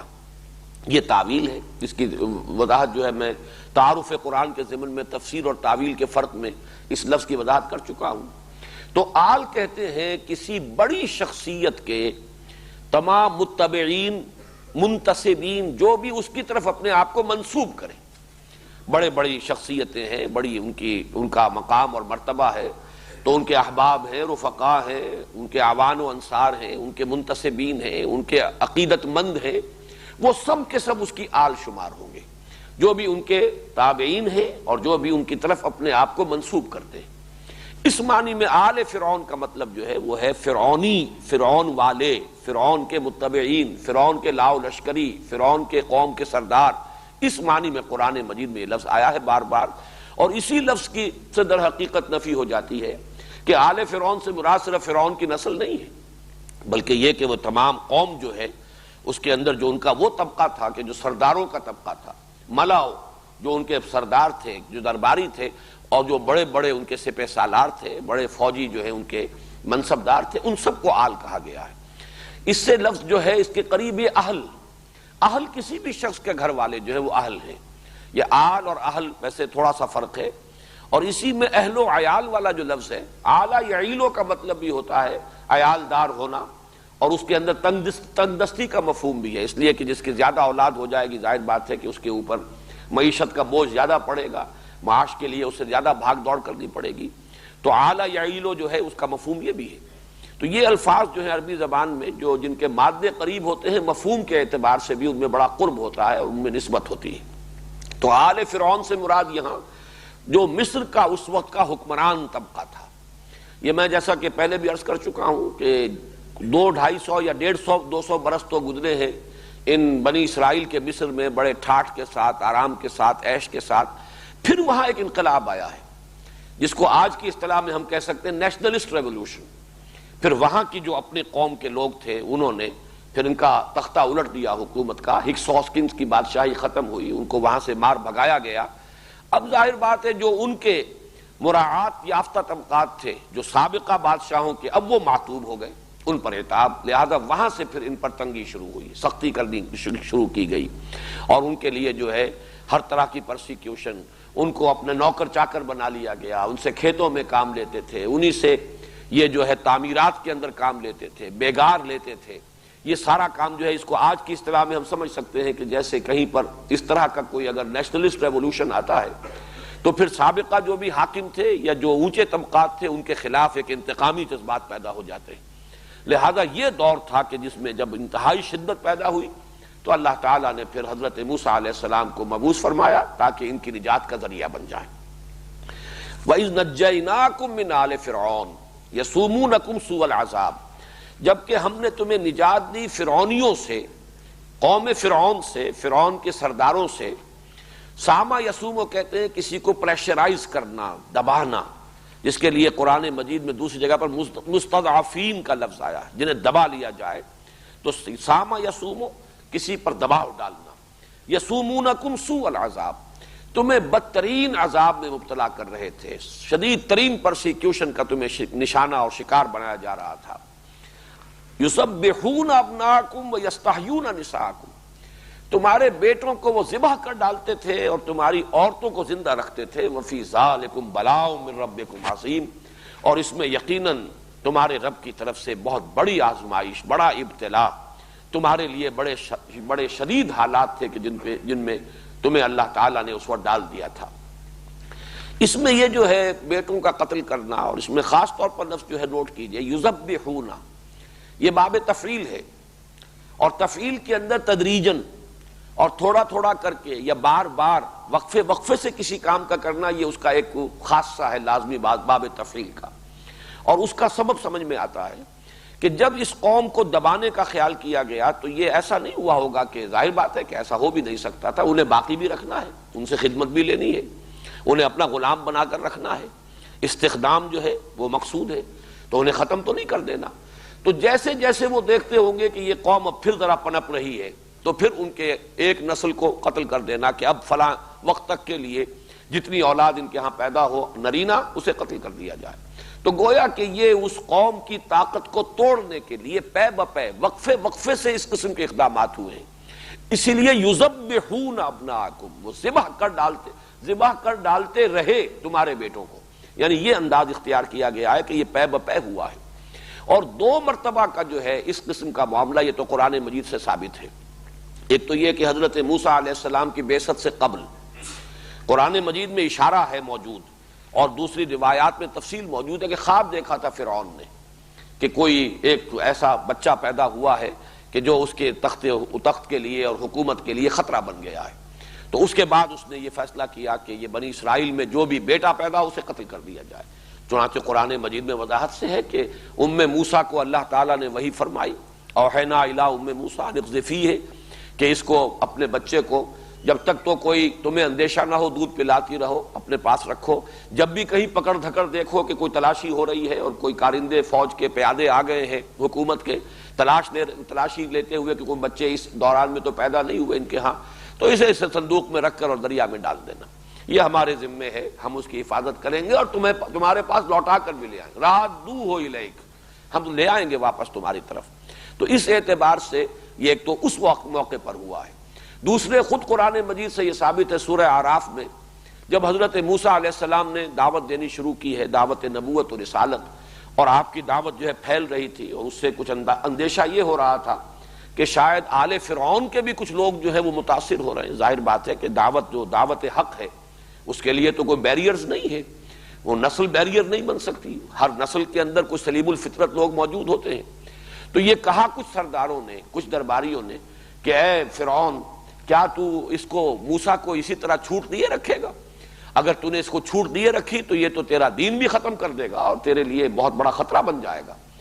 تو چونکہ اس کو یہ بات بھی سمجھ لیجئے کہ 2 فرعون ہیں، اب جدید تحقیقات سے ثابت ہوا ہے کہ فرعون موسیٰ ایک نہیں ہے، جس کے گھر میں پرورش پائی وہ باپ تھا، اور اس کے بعد اس کے ہاں بھی بیٹا ہو گیا، اس وقت تک وہ لاولد تھا، اور اسی وجہ سے موسیٰ جس نے کہ پھر پالا ہے، جو فرعون کی بیوی جس کا ذکر قرآن مجید میں موجود ہے سورہ تحریم میں، تو اس نے بڑی اسی اپیل کے تحت کہ اس بچے کو قتل نہ کرو، اندازہ اسے ہو گیا تھا فرعون کو کہ یہ بچہ جو ہے یہ اسرائیلی ہے، اور یہ اس طریقے سے اگر بچے گا تو ہو سکتا ہے کہ وہی یہ بچہ بن جائے کہ جس کے بارے میں نے خواب دیکھا، جس اندیشے سے سینکڑوں کو قتل کیا ہے۔ لیکن معلوم ہوتا ہے کہ محبت بہت تھی حضرت آسیہ سے اسے، اور ظاہر بات ہے کہ یہ یعنی ایک بیوی کی محبت جو ہے وہ بہت سے مطالبات منوا لیتی ہے شوہر سے، تو مت قتل کرو اسے، قرۃ عین لی ولک، یہ میری اور تیری آنکھوں کی ٹھنڈک بنے گا، تو اس کے لیے اس کو ابھی چھوڑ دو۔ تو اس لیے اللہ تعالیٰ نے بچا لیا حضرت موسیٰ کو، تو پرورش پائی ہے اس کے ہاں، پھر اس کے ہاں خود ایک بیٹا ہوا ہے، اور وہ پھر بہت بوڑھا ہو گیا تھا وہ فرعون، تو اس نے پھر تخت و تاج سے علیحدگی اختیار کر کے اپنے بیٹے کو حکومت سے ملوا دی تھی۔ حضرت موسیٰ جب واپس آئے ہیں مدین سے، اور راستے میں پھر نبوت سے سرفراز ہوئے ہیں اور حکم ملا ہے کہ جاؤ اذهب الى فرعون انه طغى، تو یہ دوسرا فرعون ہے بیٹا، اور یہ فرعون جو ہے یہ پلا ہے حضرت موسیٰ کے ساتھ، اور اسے انتہائی محبت تھی، جیسے کہ بڑے بھائی سے چھوٹے بھائی کو محبت ہوتی ہے، حضرت موسیٰ سے بڑی طبعی محبت تھی۔ لہذا جب کہا گیا درباریوں کی طرف سے کہ اسے مت چھوڑے رکھو، موسیٰ کو موقع نہ دو، یہ تو تمہارے دین کو بدل دے گا، فساد کھڑا کر دے گا زمین میں، تو اس نے کہا نہیں گھبراؤ نہیں، یہ کیا ہے بنی اسرائیل سے ہمیں اندیشے کی کیا بات ہے، ہم ان پر پوری طریقے سے قابو یافتہ ہیں، چلو شروع کر دو پھر دوبارہ قتل عام، قتل کر دو ان کے ہر بیٹے کو جو ان کے ہاں پیدا ہو، طاقت ہی نہیں ہوگی تو ہمارا کیا بگاڑ لیں گے۔ تو معلوم یہ ہوا کہ یہ دو جو ہیں ادوار تقتیل کے، قتل کرنے کے، اس لیے کہ یہ لفظ جب آیا ہے سورہ اعراف میں بھی تو یذبحون ہی کی طرح وہاں بھی باب تفعیل کا صیغہ آیا ہے، یقتلون ابناءکم، باب تفعیل یہاں بھی تسبیح، یذبحون ابناءکم، وہاں بھی یقتلون ابناءکم۔ تو محسوس ایسا ہوتا ہے کہ یہ دو تو میں نے ہی آپ کے سامنے خود قرآن مجید کے حوالے سے ادوار گنا دیے ہیں کہ جس میں یہ حکم جو ہے عام کر دیا گیا کہ اسرائیلیوں کے ہاں جو بیٹا بھی پیدا ہو کسی بھی اسرائیلی عورت کے ہاں اسے قتل کر دیا جائے، لڑکیوں کو زندہ رکھ لیا جائے، اس لیے کہ وہ تو ہمارے حرم میں بھی داخل کی جا سکیں گی، ہمارے ہاں نوکرانیوں کا کام بھی کریں گی، خدمت بھی کریں گی، اور ظاہر بات ہے کہ ان سے اندیشہ نہیں کہ وہ ہمارے لیے کبھی کوئی تھریٹ بن سکے، کوئی خطرہ بن سکے۔ تو یذبحون ابناءکم ویستحیون نساءکم، یہاں ایک بڑا عمدہ نکتہ بیان کیا ہے مولانا اصلاحی صاحب نے کہ نساءکم کیوں کہا ہے، بناتکم کیوں نہیں کہا؟ اس لیے کہ اگر تو قتل کرتے بھی تو ظاہر بات ہے جیسے کہ لڑکوں کو قتل کرتے تھے جو نوزائیدہ ہوتے تھے تو قتل کرتے، تو عورتوں کو قتل کرتے، بچیوں کو قتل کرتے، لیکن بچی کا معاملہ جو نوزائیدہ ہو وہ اس طرح کا نہیں ہوتا جیسا کہ لفظ نساء میں ہے، اس میں ان کی غیرت کی طرف در حقیقت جو ہے اشارہ کیا جا رہا ہے، اس لیے کہ وہی بچیاں جنہیں وہ زندہ رکھتے تھے پھر وہی عورتیں بنتی تھیں، پھر وہی ان کے حرم میں بھی داخل ہوتی تھیں، انہی کے ہاں پھر جو ہے وہ کام کاج بھی کرتی تھی، تو گویا کہ اس طرح سے انتہائی بے غیرتی کا معاملہ تمہارے لیے ہو گیا تھا کہ تمہاری عورتیں جو ہے وہ اس طریقے سے اس حاکم قوم کے گھروں کے اندر چاہے تو وہ کام کاج کے لیے اور خدمت کے لیے اور چاہے ان کے حرم میں داخل کر لی جاتی ہوں گی جیسے کہ ہوتا ہے ظلم۔ تو یہ گویا کہ اس کی طرف اشارہ کیا گیا جو لفظ بنات سے بات پورے طور سے نکھر کر اور اجاگر ہو کر نہ آتی۔ یذبحون ابناءکم ویستحیون نساءکم، وہ ذبح کر ڈالتے تھے تمہارے بیٹوں کو اور زندہ رکھتے تھے تمہاری عورتوں کو، وفی ذالکم بلاء من ربکم عظیم، اور اس میں یقیناً تمہارے رب کی طرف سے بڑی ابتلاء اور آزمائش، تمہارے صبر کا بہت بڑا امتحان، تمہارے تحمل کے لیے بہت بڑی آزمائش تھی۔ چونکہ میں نے یہاں عرض کیا ہے کہ باب تفعیل کا خاصہ ہے کہ تدریجاً وقفے وقفے سے کوئی کام کیا جائے، جیسے تنزیل اور انزال بار بار اس کا ذکر ہوا ہے، تعارف قرآن کے جو لیکچرز تھے ان میں بھی میں نے بیان کیا۔ تنزیل ہے تھوڑا تھوڑا کر کے وقفے وقفے سے نازل کرنا، انزال ہے کسی شے کا دفعتاً نازل کر دینا۔ قرآن مجید کے لیے یہ دونوں الفاظ آئے ہیں اور ان کا جو مفہوم ہے وہ میں اس وقت بیان نہیں کر رہا، میں بیان کر چکا ہوں۔ یہاں آپ دیکھیے کہ ایک ہی جگہ پر وَإِذْ نَجَّيْنَاكُمْ مِنْ آلِ فِرْعَوْنَ بھی آیا ہے، اور اس کے اگلی آیت میں ہے وَإِذْ فَرَقْنَا بِكُمُ الْبَحْرَ فَأَنْجَيْنَاكُمْ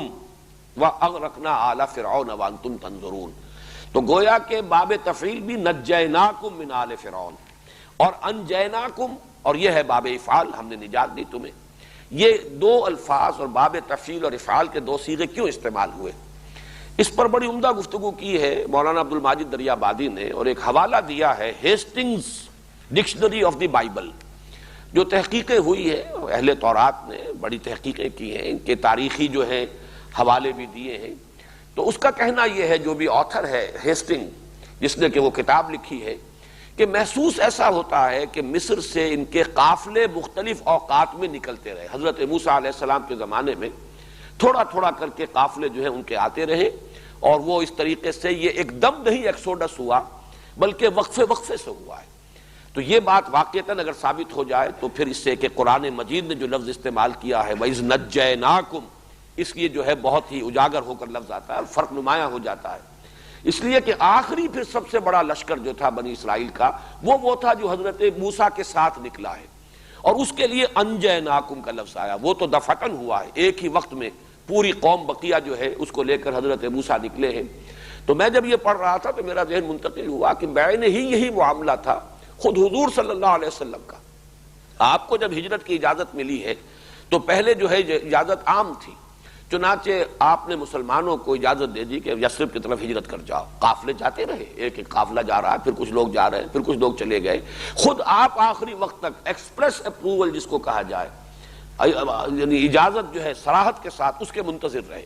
تو معلوم ایسا ہوتا ہے کہ شاید وہاں سے بھی ایسا ہی ہوا ہو کہ ایکسوڈس جو ہے وہ پہلے کچھ مختصر قافلے وہاں سے جیسے جیسے موقع انہیں ملا ہے وہ نکلتے رہے ہو، اور پھر آخری قافلہ جو ہے وہ حضرت موسیٰ علیہ السلام کے ساتھ نکلا ہو۔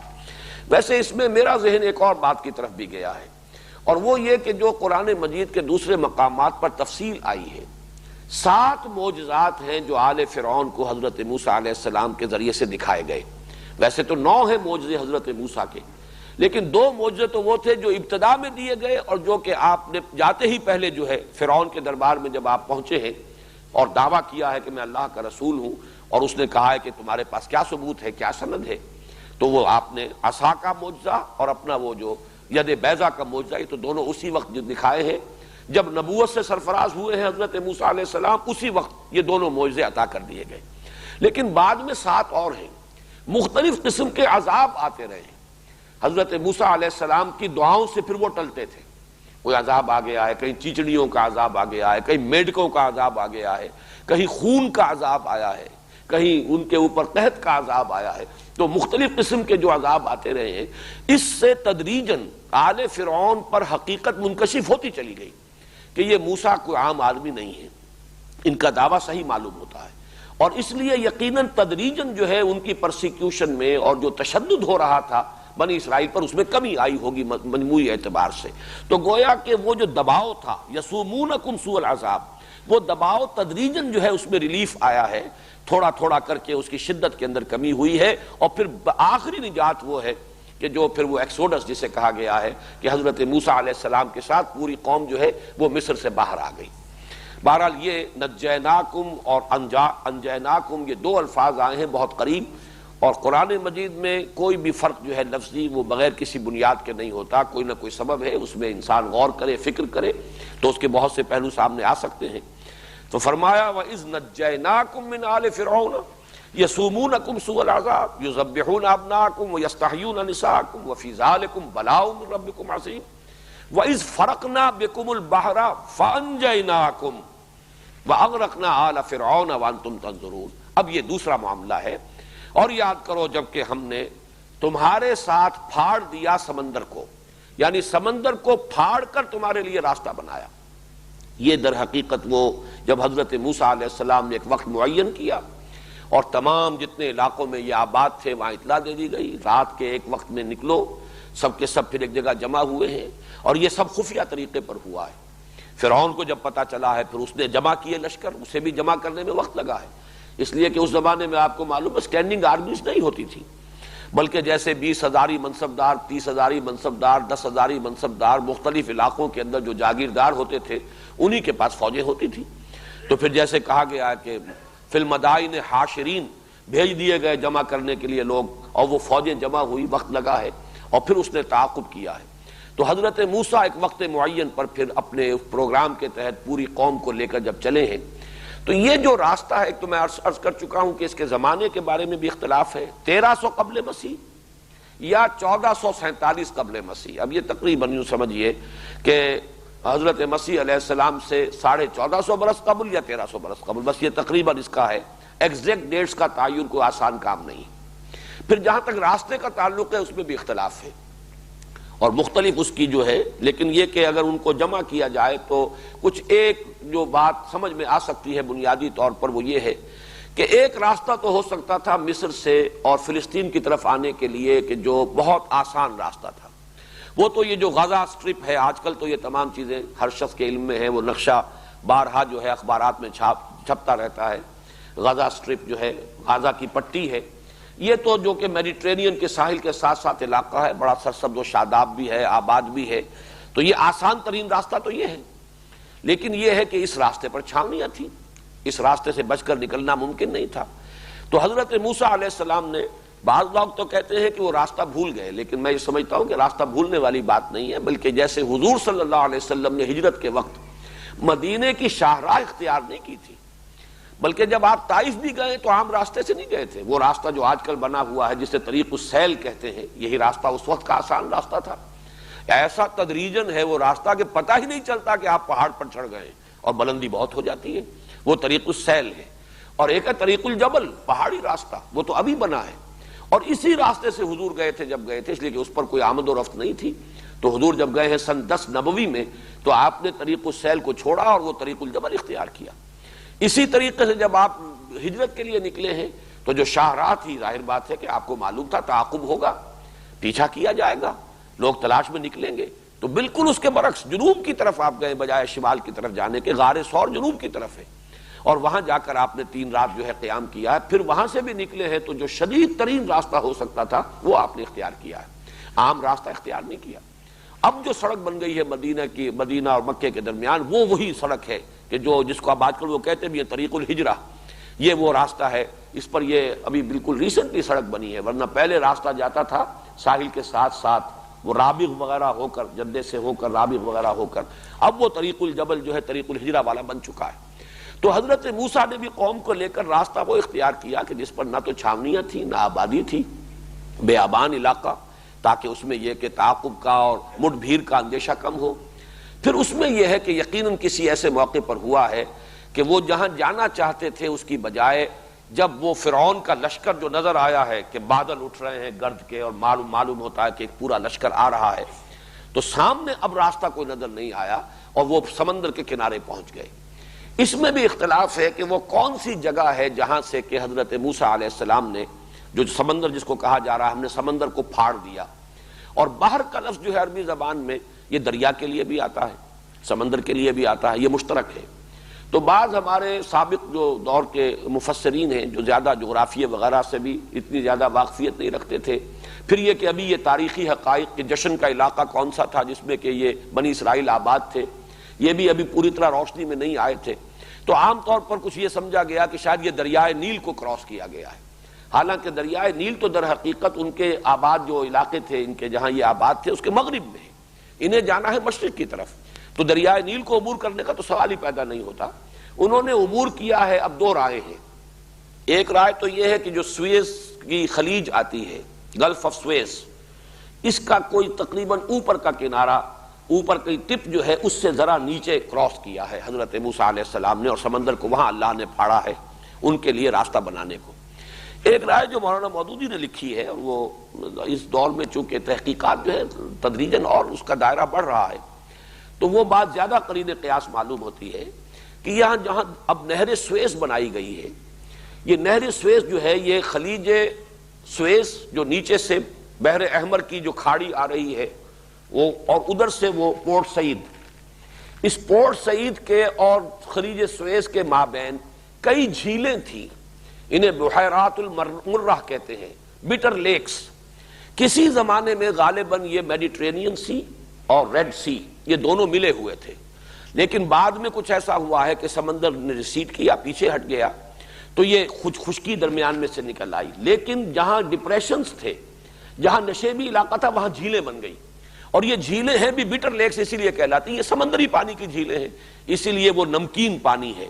عام اگر وہ ہوتی جیسی کہ دنیا میں جھیلوں کا تصور ہے تو وہ تو سویٹ واٹر ہوتا ہے، میٹھا پانی ہوتا ہے. جھیل کا پانی جو ہے وہ سمندر کے پانی کے طریقے سے نمکین تو نہیں ہوتا، لیکن یہ ہے ہی بٹر لیکس، اس لیے کہ یہ سابقہ سمندر کی جگہ ہے جہاں سے درمیان میں سے خشکی نمودار ہو گئی ہے. تو وہ ایک چین تھی بٹر لیکس کی، 1 2 3 درمیان میں خشکیاں تھیں. اس خشکی کو جو کھدائی کر کے اور ان لیکس کو ملا دیا گیا ہے جس سے یہ نہر سویز بنی ہے. تو مولانا مودودی کا کہنا یہ ہے، جو انہوں نے جو بھی سورسز ان کے سامنے ہیں ان کے حوالے سے، کہ یہ بٹر لیکس میں سے ایک بڑی لیک تھی جس کے کنارے حضرت موسیٰ علیہ السلام پہنچ گئے، سامنے سمندر آ گیا اور وہ بٹر لیک آ گئی، اور ادھر جو ہے پیچھے وہ معلوم ہوا کہ اب تو وہ تعاقب کرتے ہوئے فرعون کا لشکر پہنچ گیا ہے. تفصیل دوسرے مقام پر ہے. اس وقت حضرت موسیٰ کی قوم نے تو کہا انا لمدرکون، اب تو ہم پکڑے گئے، کوئی راستہ نہیں. جس پر حضرت موسیٰ نے فرمایا کلا ان معی ربی سیہدین، ہرگز نہیں، میرے ساتھ میرا رب ہے وہ راستہ دے گا. اور جیسے کہ آیا ہے سورہ شعراء میں فاوحینا الی موسیٰ ان اضرب بعصاک البحر، ہم نے وحی کی موسیٰ کو کہ ضرب لگاؤ سمندر پر اپنے اس عصا سے، فانفلق فکان کل فرق کالطود العظیم، تو وہ سمندر پھٹ گیا. فلق کا لفظ جو ہے یہاں نوٹ کیجئے، جیسے فلق الصبح وہ پھٹتی ہے تو فلق کا لفظ آیا ہے. یہ پوری تفصیل سے ہم وضاحت سے پڑھ چکے ہیں، قل اعوذ برب الفلق. اسی طرح جب گٹھلی پھٹتی ہے تو وہ فلق ہے. فالق الحب والنوا، اللہ ہی ہے جو گٹھلیوں کو پھاڑتا ہے اور دانوں کو پھاڑتا ہے جس میں سے کہ پھر پودا برآمد ہوتا ہے۔ تو فن فلقا باب انفعال ہے فلق سے، پھٹ گیا، فن فلقا سمندر پھٹ گیا، فکان کل فرق کالطود العظیم، اور ہر حصہ، فرق کہتے ہی اسے یہاں تفرقہ ہو جائے اسے فرقہ وجود میں آتا ہے، تو ہر جز جو ہے ہر حصہ ایسے ہو گیا جیسے بڑی چٹان ہو۔ گویا کہ یہ معاملہ جو ہے خالص معجزہ ہے، اس کی کوئی سائنٹیفک توجیہ اور کوئی اس کی نیچرل توجیہ کرنے کی کوشش کرنا یہ در حقیقت قرآن مجید کے سیاق و سباق سے، بلکہ سیاق و سباق نہیں، صراحت جو ہے الفاظ کی اس کے بھی خلاف پڑتا ہے۔ لیکن یہ کہ اس دور میں بعض حضرات، مولانا اصلاحی صاحب کا بھی کچھ رجحان اسی طرف ہوا، اور تورات میں نے دیکھا کہ تورات میں بھی یہ رجحان ہے۔ وہاں یہ کہا گیا ہے کہ بڑی تیز آندھی اللہ نے چلائی اور اس آندھی کی وجہ سے یہ وہ جو ہے سمندر پھٹ گیا، لیکن یہ کہ قرآن مجید میں اس قسم کی کوئی بات نہیں ہے، بلکہ ضرب جو ہے عصا کی جو ضرب ہے اس کا نتیجہ ظاہر کیا گیا، اور سمندر جو ہے پھٹ کر ایسا نہیں ہوا کہ ریسیڈ کر گیا ہو، ہٹ گیا ہو، بلکہ یہ کہ پھٹ گیا ہے۔ مد و جزر کی بات یہ نہیں ہو سکتی جیسے کہ مولانا اصلاحی صاحب نے کچھ اس قسم کی تعبیر کی ہے۔ یہ وہی ہے 20th سینچری یا 19th سینچری کا ریشنلزم جو سر سید احمد مرحوم کے ذریعے سے مولانا حمید الدین فراہی رحمۃ اللہ علیہ تک بھی اس کے کچھ اثرات پہنچے، اور بڑے بڑے لوگ بھی اس سے بالکل یا محفوظ نہیں رہے ہیں، لیکن میں نے اسی لیے چاہا، تورات میں بھی اصل میں چونکہ حوالہ اس طرح کر دیا گیا ہے، اور یہ میں بیان کر چکا ہوں، چونکہ تورات بعد میں مرتب کی گئی ہے حافظے سے، اس میں انسانی ذہن شامل ہو گیا ہے۔ گویا کہ یہ تصور دینا کہ ضرب سے، حضرت موسیٰ کے عصا کے ضرب سے سمندر پھٹا ہے اور معجزہ، اس کی بجائے انہوں نے تصور یہ دیا کہ بہت تیز ہوا چلی اور ہوا نے سمندر کو دھکیل دیا، جب سمندر کو دھکیل دیا ایک طرف تو راستہ بن گیا۔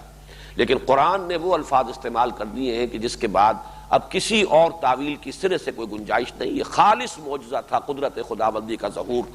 تو نوٹ کیجئے فن فلق فکان کل فرق کالطود العظیم، لفظ فرق جو ہے اس کو نوٹ کیجئے، اور یہاں جو اب آیت ہم پڑھ رہے ہیں وَإِذْ فَرَقْنَا، جبکہ ہم نے پھاڑ دیا، ہم نے جدا کر دیا، ٹکڑے کر دیا، یہ فرق اس کو کہتے ہیں۔ وَإِذْ فَرَقْنَا بِكُمُ الْبَحْرَ، جبکہ ہم نے سمندر کو پھاڑ دیا تمہارے لیے، تمہاری نجات کے لیے، تمہارے لیے راستہ بنانے کی خاطر۔ فَأَنْجَيْنَاكُمْ، اب دیکھیے یہاں باب افعال آیا ہے، یہ ظاہر بات ہے ایک ہی واقعہ ہے، یہ ایکسوڈس جو ہوا ہے یہ تو این ماس ہوا ہے، پوری کی پوری قوم جو ہے حضرت موسیٰ کے ساتھ نکل گئی ہے۔ فَأَنْجَيْنَاكُمْ وَأَغْرَقْنَا آلَ فِرْعَوْنَ، اور غرق کر دیا ہم نے فرعونیوں کو، فرعون والوں کو، قوم فرعون کو، اس کے سرداروں کو، اس کے لائے لشکر کو، اس لیے کہ وہ جب پہنچا ہے وہاں اور اس نے دیکھا اس کی نگاہوں کے سامنے اس کا شکار نکلا جا رہا ہے، تو یہ دیکھ کر کہ سمندر تو رکا ہوا ہے، تو اس نے بھی یہ سمجھا کہ ہم بھی اسی طریقے سے پار کر کے اور انہیں دوسرے کنارے پر جا لیں گے اور پکڑ لیں گے، لیکن یہ کہ عین جب مجھار میں درمیان میں آیا ہے تو پھر وہ دونوں کے دونوں حصے جو ہیں وہ آپس میں مل گئے اور وہ سب کے سب غرق ہو گئے۔ وَأَغْرَقْنَا آلَ فِرْعَوْنَ وَأَنْتُمْ تَنظُرُونَ، اس میں بڑی ایک خاص کیفیت ہے، تم دیکھ رہے تھے، تمہاری نگاہوں کے سامنے تمہارے دشمن کو غرق کیا۔ اس میں وہی انداز ہے کہ جیسے سورہ فتح میں بھی ہے کہ اللہ تعالیٰ یہ چاہتا ہے کہ وَيَشْفِ صُدُورِ الْمُؤْمِنِينَ، اہل ایمان جو تھے مکے میں جنہیں ستایا گیا تھا، مارا گیا تھا، ہر طرح سے جو ایذائیں پہنچائی گئی تھی، اللہ تعالیٰ جو ہے وہ چاہتا تھا کہ ان کے دلوں کو بھی ٹھنڈک جو ہے وہ نصیب ہو، اور ان کو ٹھنڈک اسی سے ہو سکتی تھی کہ جو ظلم کرنے والے تھے ان کے سامنے جو ہے ان پر اللہ تعالیٰ کا عذاب آئے، جیسا کہ حضرت بلال نے خود قتل کیا امیہ ابن خلف کو میدان بدر میں، وہ بھاگنے کی فکر میں تھا اور حضرت بلال نے، وہی امیہ ابن خلف جو انہیں شدید ترین ایذائیں پہنچاتا تھا، پھر حضرت بلال کے ہاتھوں اللہ تعالیٰ نے اسے قتل کروایا اور اسے کیفر کردار تک پہنچایا۔ تو یہ بھی ہے کہ ان کی بھی آنکھوں کو ٹھنڈک عطا کی ہے کہ یہ قوم جو ہم پر ظلم کرتی تھی، تشدد کرتی تھی، ہمیں ستاتی تھی، یسومونکم سوء العذاب، اس کا حشر یہ ہوا کہ ان کی نگاہوں کے سامنے وانتم تنظرون، تمہاری نگاہوں کے سامنے تمہارے اس دشمن کو ہم نے غرق کیا۔ وَإِذْ وَعَدْنَا مُوسَىٰ 40 لَيْلَةً ثُمَّ اتَّخَذْتُمُ الْعِجْلَ مِن بَعْدِهِ وَأَنْتُمْ ظَالِمُونَ، اور جب کہ یاد کرو جب کہ ہم نے بلایا ایک وقت معین پر، وعدنا یہ باب مفاعلہ جو آیا ہے یہ ہوتا ہے کسی چیز کا معاہدہ ہو جانا، وعدہ ہو جانا، یعنی اللہ تعالیٰ نے حضرت موسیٰ علیہ السلام کے ساتھ ایک وقت معین کیا کہ اس وقت تمہیں اب کوہ طور پر پہنچنا ہے، حاضر ہونا ہے، اور وقت معین سے پہلے وہ پہنچ گئے جس کا سورہ طٰہٰ میں ذکر ہے۔ لہذا اس پر پھر ان کی ایکسپلینیشن بھی کال ہوئی ہے، وما عجلک عن قومک یا موسیٰ، اے موسیٰ وقت معین سے پہلے کیسے پہنچ گئے اپنی قوم کو چھوڑ کر؟ تو انہوں نے پھر وضاحت کی، وَعَجِلْتُ إِلَيْكَ رَبِّ لِتَرْضَىٰ، پروردگار میں تو جلدی کر کے آیا کہ تو راضی ہو جائے، تو میرا شوق دیکھ، میرا اشتیاق دیکھ۔ لیکن یہ کہ وہاں ایکسپلینیشن کال ہوئی اور اللہ تعالیٰ نے فرمایا کہ تم نے جو جلدی کی ہے اس کا نتیجہ نکل چکا ہے۔ اِنَّا فَتَنَّا قَوْمَكَ مِن بَعْدِكَ وَأَضَلَّهُمُ السَّامِرِي، سامری نے تمہاری قوم کو گمراہ کیا ہے۔ بہرحال وہ ایک وقت معین کے لیے میں نے یہ وضاحت کی ہے، وَعَدْنَا، یہ وہی ہے باب مفعلہ، جب کوئی قرارداد طے ہو گئی وقت کی کہ اس وقت پہنچنا ہے۔ موسیٰ 40 لیلۃ، حضرت موسیٰ علیہ السلام کا لفظ یہاں پر اب پہلی مرتبہ آ رہا ہے قرآن میں، تو اسے نوٹ کر لیجئے۔ موسیٰ بن عمران، ان کی جو بھی جدید تحقیق ہے اس کے اعتبار سے 1520 قبل مسیح میں ان کی پیدائش ہے اور 1400 قبل مسیح میں ان کا انتقال ہے، یعنی یوں سمجھئے کہ 120 برس کی ان کی عمر ہوئی ہے۔ قرآن مجید میں جن انبیاء اور رسول کا تذکرہ آیا ہے اس میں حضور صلی اللہ علیہ وسلم کے بعد سب سے زیادہ کثرت کے ساتھ اور سب سے زیادہ تکرار اور اعادے کے ساتھ ذکر حضرت موسیٰ کا ہے۔ حضور صلی اللہ علیہ وسلم کا بھی نام لے کر ذکر اتنی مرتبہ نہیں ہے قرآن میں جتنی مرتبہ حضرت موسیٰ کا ہے، لیکن چونکہ قرآن مجید ایک اعتبار سے سیرت النبی ہے، اس لیے کہ ظاہر بات ہے جب سورہ انفال میں غزوہ بدر کے حالات آ رہے ہیں تو یہ بھی ایک چیپٹر ہے سیرت النبی کا۔ سورہ آل عمران میں اس کا کافی بڑا حصہ 60 آیات جو ہے وہ غزوہ احد سے متعلق ہے، تو یہ بھی ایک باب ہے سیرت النبی کا۔ اس اعتبار سے ہم یہ کہہ سکتے ہیں پورا قرآن سیرت النبی ہے صلی اللہ علیہ وسلم۔ لیکن یہ کہ اس تعویل کو اگر چھوڑ دیں تو سب سے زیادہ ذکر قرآن مجید میں حضرت موسیٰ علیہ السلام کا ہے۔ چنانچہ مولانا حفظ الرحمن سہاروی رحمۃ اللہ علیہ نے جو کتاب لکھی ہے قصص القرآن، اس میں انہوں نے ہر نبی کے حالات پر جو آیات قرآن مجید میں آئی ہیں ان کی گنتی کر کے اس کا دے دیا ہے کہ ان کے حالات میں اتنی آیات ہیں، ان کے ذکر پر اتنی آیات، تو 555 آیات قرآن مجید کی حضرت موسیٰ علیہ السلام کے ذکر پر مشتمل ہے۔ آپ اندازہ کیجئے کہ 6,500 کے قریب تو کل آیات ہیں، تو 6,500 بھی ہوں تو گویا کہ 1/13 یا 1/12 قرآن ہے کہ جو حضرت موسیٰ علیہ السلام کے حالات پر مشتمل ہے۔ اور اسی طریقے سے جس طرح بنی اسرائیل کا ذکر قرآن مجید میں آیا ہے، یہ میں خاص طور پر آج کل اس لیے ذکر کر رہا ہوں کہ اگرچہ اس وقت دنیا میں یہودیوں کی تعداد 13-14 ملین سے زیادہ نہیں، 1.5 کروڑ بھی نہیں، لیکن یہ کہ جیسے جیسے اب حقائق منکشف ہو رہے ہیں، واقعتاً ہمیں خود یہ شعور نہیں تھا پہلے کہ کس درجہ تسلط ہے ان کا اس وقت عالمی سیاست پر اور عالمی اقتصادیات پر۔ تعداد بہت تھوڑی سی ہے، قرآن مجید میں اتنی تفصیل سے ذکر کیوں آیا ہے؟ ایک قوم تھی، تاریخ کی ایک صفحات میں گم ہو چکی، تقریباً نہ ہونے کے برابر رہ گئی، مسلمان 120 کروڑ اور وہ 1.25 کروڑ بمشکل، معلوم ہوا کہ 1 اور 100 کی نسبت ہے،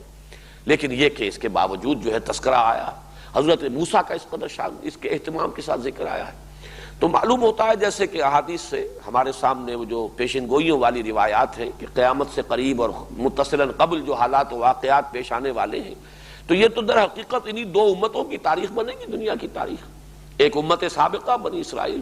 جن میں سے وہ دجال اکبر کا ظہور ہوگا، اس کا ایک جو ہے ایک ابال آئے گا اس کے اندر، اس کی باسی کڑھی کے اندر اقتدار انہیں حاصل ہوگا،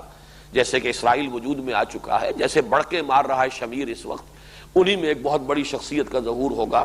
جو ان کی مسیح بن کر آئے گی۔ وہ مسیح جو جن کی پیشن گوئیاں ان کے ہاں تھیں،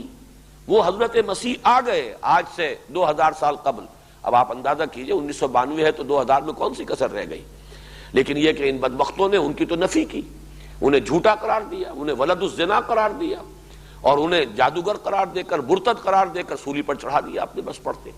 تو گویا کہ ابھی وہ مسیح کے منتظر ہیں، ان کا مسیح ابھی آنا ہے، جس مسیح کی خبریں تھیں اور جس کا مصداق بن کر حضرت مسیح آ چکے 2000 سال قبل، اس مسیح کے وہ منتظر ہیں، اور وہ مسیح آئے گا، وہ مسیح نہیں آئے گا، اس کے نام پر ایک جھوٹا مسیح آئے گا، اسی لیے المسیح الدجال اسے کہا گیا، المسیح الدجال، وہ کہ جو جھوٹا دعویٰ کرے گا مسیح ہونے کا، اور اسی بنیاد پر یہودیوں کے اندر اسے وہ قدر و منزلت حاصل ہوگی، اور پھر ان یہودیوں کو جو عروج ہوگا، اور گریٹر اسرائیل احادیث میں موجود ہے کہ تقریباً وہی نقشہ جو ہے وہ احادیث میں موجود ہے کہ وہ تو وجود میں آئے گا، مسلمانوں کو بڑی زبردست ہزیمتیں اور شکستیں ان کے ہاتھوں ہوں گی، بہت بڑی بڑی تباہیاں جو ہے خاص طور پر مسلمانان عرب پر آنی ہے ان کے ہاتھوں، پھر اصل حضرت مسیح کا نزول ہوگا، وہ حضرت مسیح کے جو ہمارے اور عیسائیوں کے مابین مشترک ہیں۔ انہوں نے دھوکہ صرف یہ کھایا ہے کہ ایک تو توحید کو تثلیث سے بدل دیا، عقیدت کے غلو میں، لا تغلو فی دینکم، اسی لیے کہا گیا کہ اپنے دین کے معاملے میں غلو نہ کرو، غلو ہے، ورنہ حضرت مسیح کو مانتے ہیں وہ، لیکن وہ تثلیث میں انہیں اللہ کا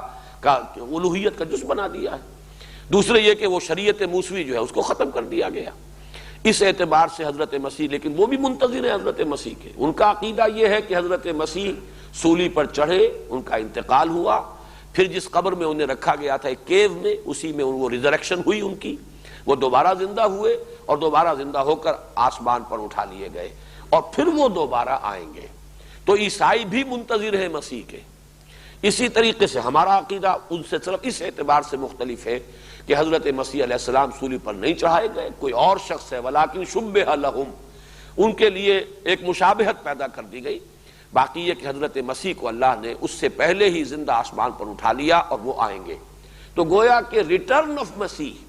یہ تو مشترک ہے عیسائیوں کے اور مسلمانوں کے مابین۔ چنانچہ میں نے تو دیکھے ہیں بڑے یہ بمپرز کے اوپر بھی اور شیشوں کے اوپر بھی امریکہ میں یہ آپ کو سٹیکرز، جیزس از کمنگ، انہیں بھی اندازہ یہ ہو چکا ہے کہ اب وہ وقت قریب ہے، وہ دور نہیں ہے، وہ قرب قیامت کے حالات و واقعات جو ہیں وہ اب ایسے ظاہر ہو رہے ہیں کہ جیسس از کمنگ، اس کے جو حضرت مسیح کا جو دوبارہ ورود ہے، نزول ہے آسمان سے، وہ قریب ہے۔ اور یہی جیسا کہ میں عرض کر رہا ہوں، بار بار اپنی گفتگو میں آج کل بیان کر رہا ہوں، اب یہ حالات کی جو رفتار ہے بہت تیز ہے، یہ ایونٹس جو ہیں بڑی تیز رفتاری کے ساتھ انفولڈ ہوں گے اور بالکل وہ نقشہ سامنے آتا چلا جائے گا۔ بہرحال حضرت موسیٰ علیہ السلام کا ذکر قرآن میں اور بنی اسرائیل کا اس اہتمام سے اس لیے ہوا ہے کہ موسیٰ کی امت ہیں یہ بنی اسرائیل، اور ان کو ابھی ایک بہت بڑا رول پلے کرنا ہے۔ اللہ تعالیٰ مسلمانوں، بالخصوص مسلمانان عرب کی پیٹھ پر جو عذاب کا کوڑا برسانے والا ہے وہ ان بنی اسرائیل کے ہاتھوں ہوگا، اگرچہ اس کے بعد ان کی ایکسٹرمینیشن ہو جائے گی، ان کو ختم کر دیا جائے گا۔ شاید یہ مسلمانوں کو سزا دینے کے لیے اس سے زیادہ حسرتناک سزا اور کوئی نہیں ہو سکتی کہ ایک مغضوب علیہم قوم کے ہاتھوں پٹوایا جائے، وہ قوم کے جس کے بارے میں جو میں نے آیات آج پڑھی ہیں، ضربت علیہم الذلۃ والمسکنۃ وباؤوا بغضب من اللہ، جس کے بارے میں ہمارے مفسرین کا اتفاق ہے کہ غیر المغضوب علیہم ولا الضالین جب ہم کہتے ہیں تو مغضوب علیہم سے مراد یہود ہے۔ تو گویا کہ ایک ملعون اور مغضوب علیہم قوم کے ہاتھوں مسلمانوں کو پٹوایا جائے گا، اس سزا، اس جرم کی پاداش میں کہ جو ہم نے کی ہے، جو ہمارا حال ہے اسلام کے ساتھ۔ بہرحال یہ جو اذ فرقنا بکم البحر فانجیناکم واغرقنا آل فرعون وانتم تنظرون واذ وعدنا موسیٰ 40 لیلۃ، ہم نے 40 دن کے لیے، 40 راتوں کے لیے ترجمہ ہوگا، لیکن مراد جو ہے در حقیقت وہ 40 دن اور راتیں، یہ دونوں ملا کر ایک دن بنتا ہے، 40 دن رات کے لیے۔ اور اس کی تشریح آئی ہے ایک دوسرے مقام پر کہ وہ 30 جمع 10، چنانچہ وہاں فرمایا گیا سورہ اعراف میں کہ فتم میقات ربک 40 لیلہ، پہلے جو طلبی ہوئی تھی وہ 30 دن کے لیے تھی، لیکن شاید عجلت کی وجہ سے جلدی آ گئے تھے، شاید اس پر مزید کوئی تربیت کی ضرورت تھی، یا یہ کہ بعض روایات میں آتا ہے کہ وہ جو ایک مسلسل روزہ رکھوایا گیا، جیسے کہ حضرت مسیح علیہ السلام کے بارے میں تو انجیل میں ہے، قرآن میں نہیں ہے، 40 دن کا مسلسل روزہ حضرت مسیح علیہ السلام نے رکھا ہے، اور تب پھر حضرت مسیح کو انجیل عطا کی گئی ہے۔ حضور صلی اللہ علیہ وسلم نے بھی روزے بھی رکھے ہیں، اور جو آپ کی غار حرا کی جو بھی ریاضتیں ہیں، جو بھی آپ نے وہاں جو بھی تفکر و اعتبار ہے یا جو اور کوئی ریاضتیں ہیں، غور و فکر ہے، مراقبے ہیں، تو یہ گویا کہ تمہید ہوتی ہے کتاب عطا کیے جانے کی، یہ تیاری ہے، یہ ان کو جو خوش نصیب اس کام کے لیے اللہ تعالیٰ نے جس کو چن لیا ہوتا ہے، اگرچہ وہ خود اپنی جگہ پر یوں سمجھیے کہ جوہر قابل اور ہر اعتبار سے ایک نہایت ہی اہل ہستی، لیکن یہ کہ مزید کتاب الہی کے تحمل کے لیے کچھ اور تربیت کی ضرورت ہے۔ چنانچہ اس تربیت کے لیے 40 دن کی یہ جو ہے حضرت موسیٰ علیہ السلام سے ریاضت کرائی گئی۔ وَإِذْ وَعَدْنَا مُوسَىٰ 40 لیلۃ ثُمَّ اتَّخَذْتُمُ الْعِجْلَ مِن بَعْدِهِ۔ اب چونکہ اصل میں تفصیل یہاں پر حضرت موسیٰ علیہ السلام کو تورات عطا کیے جانے کی نہیں ہے،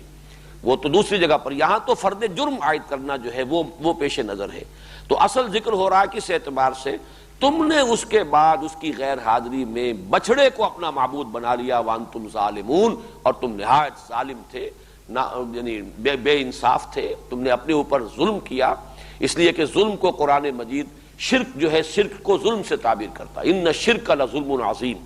شرک جیسے گناہ کی گناہوں نے یعنی جرم کا تم نے ارتکاب کیا۔ حالانکہ میں یہ سارے واقعات جو آپ کے سامنے بیان کر رہا ہوں یہ ابھی سمجھیے کہ بالکل آغاز ہے ان کا،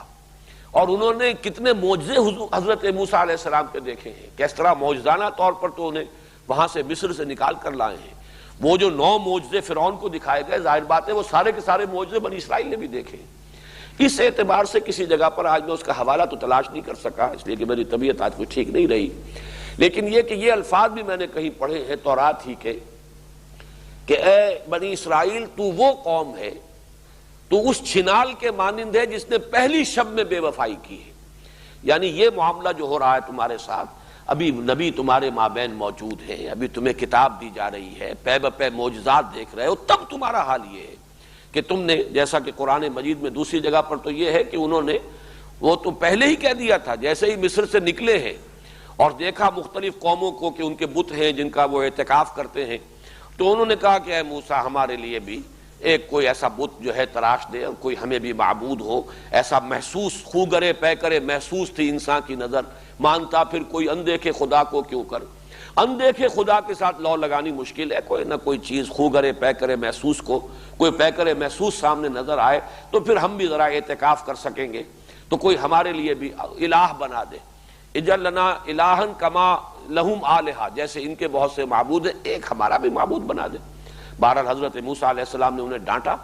لیکن یہ کہ پھر جیسے ہی حضرت موسیٰ علیہ السلام گئے اور وہ جو غیر حاضری ہے ان کی، اس میں انہوں نے سامری نے وہ فتنہ اٹھایا اور بچڑے کی انہوں نے پرستی شروع کر دی،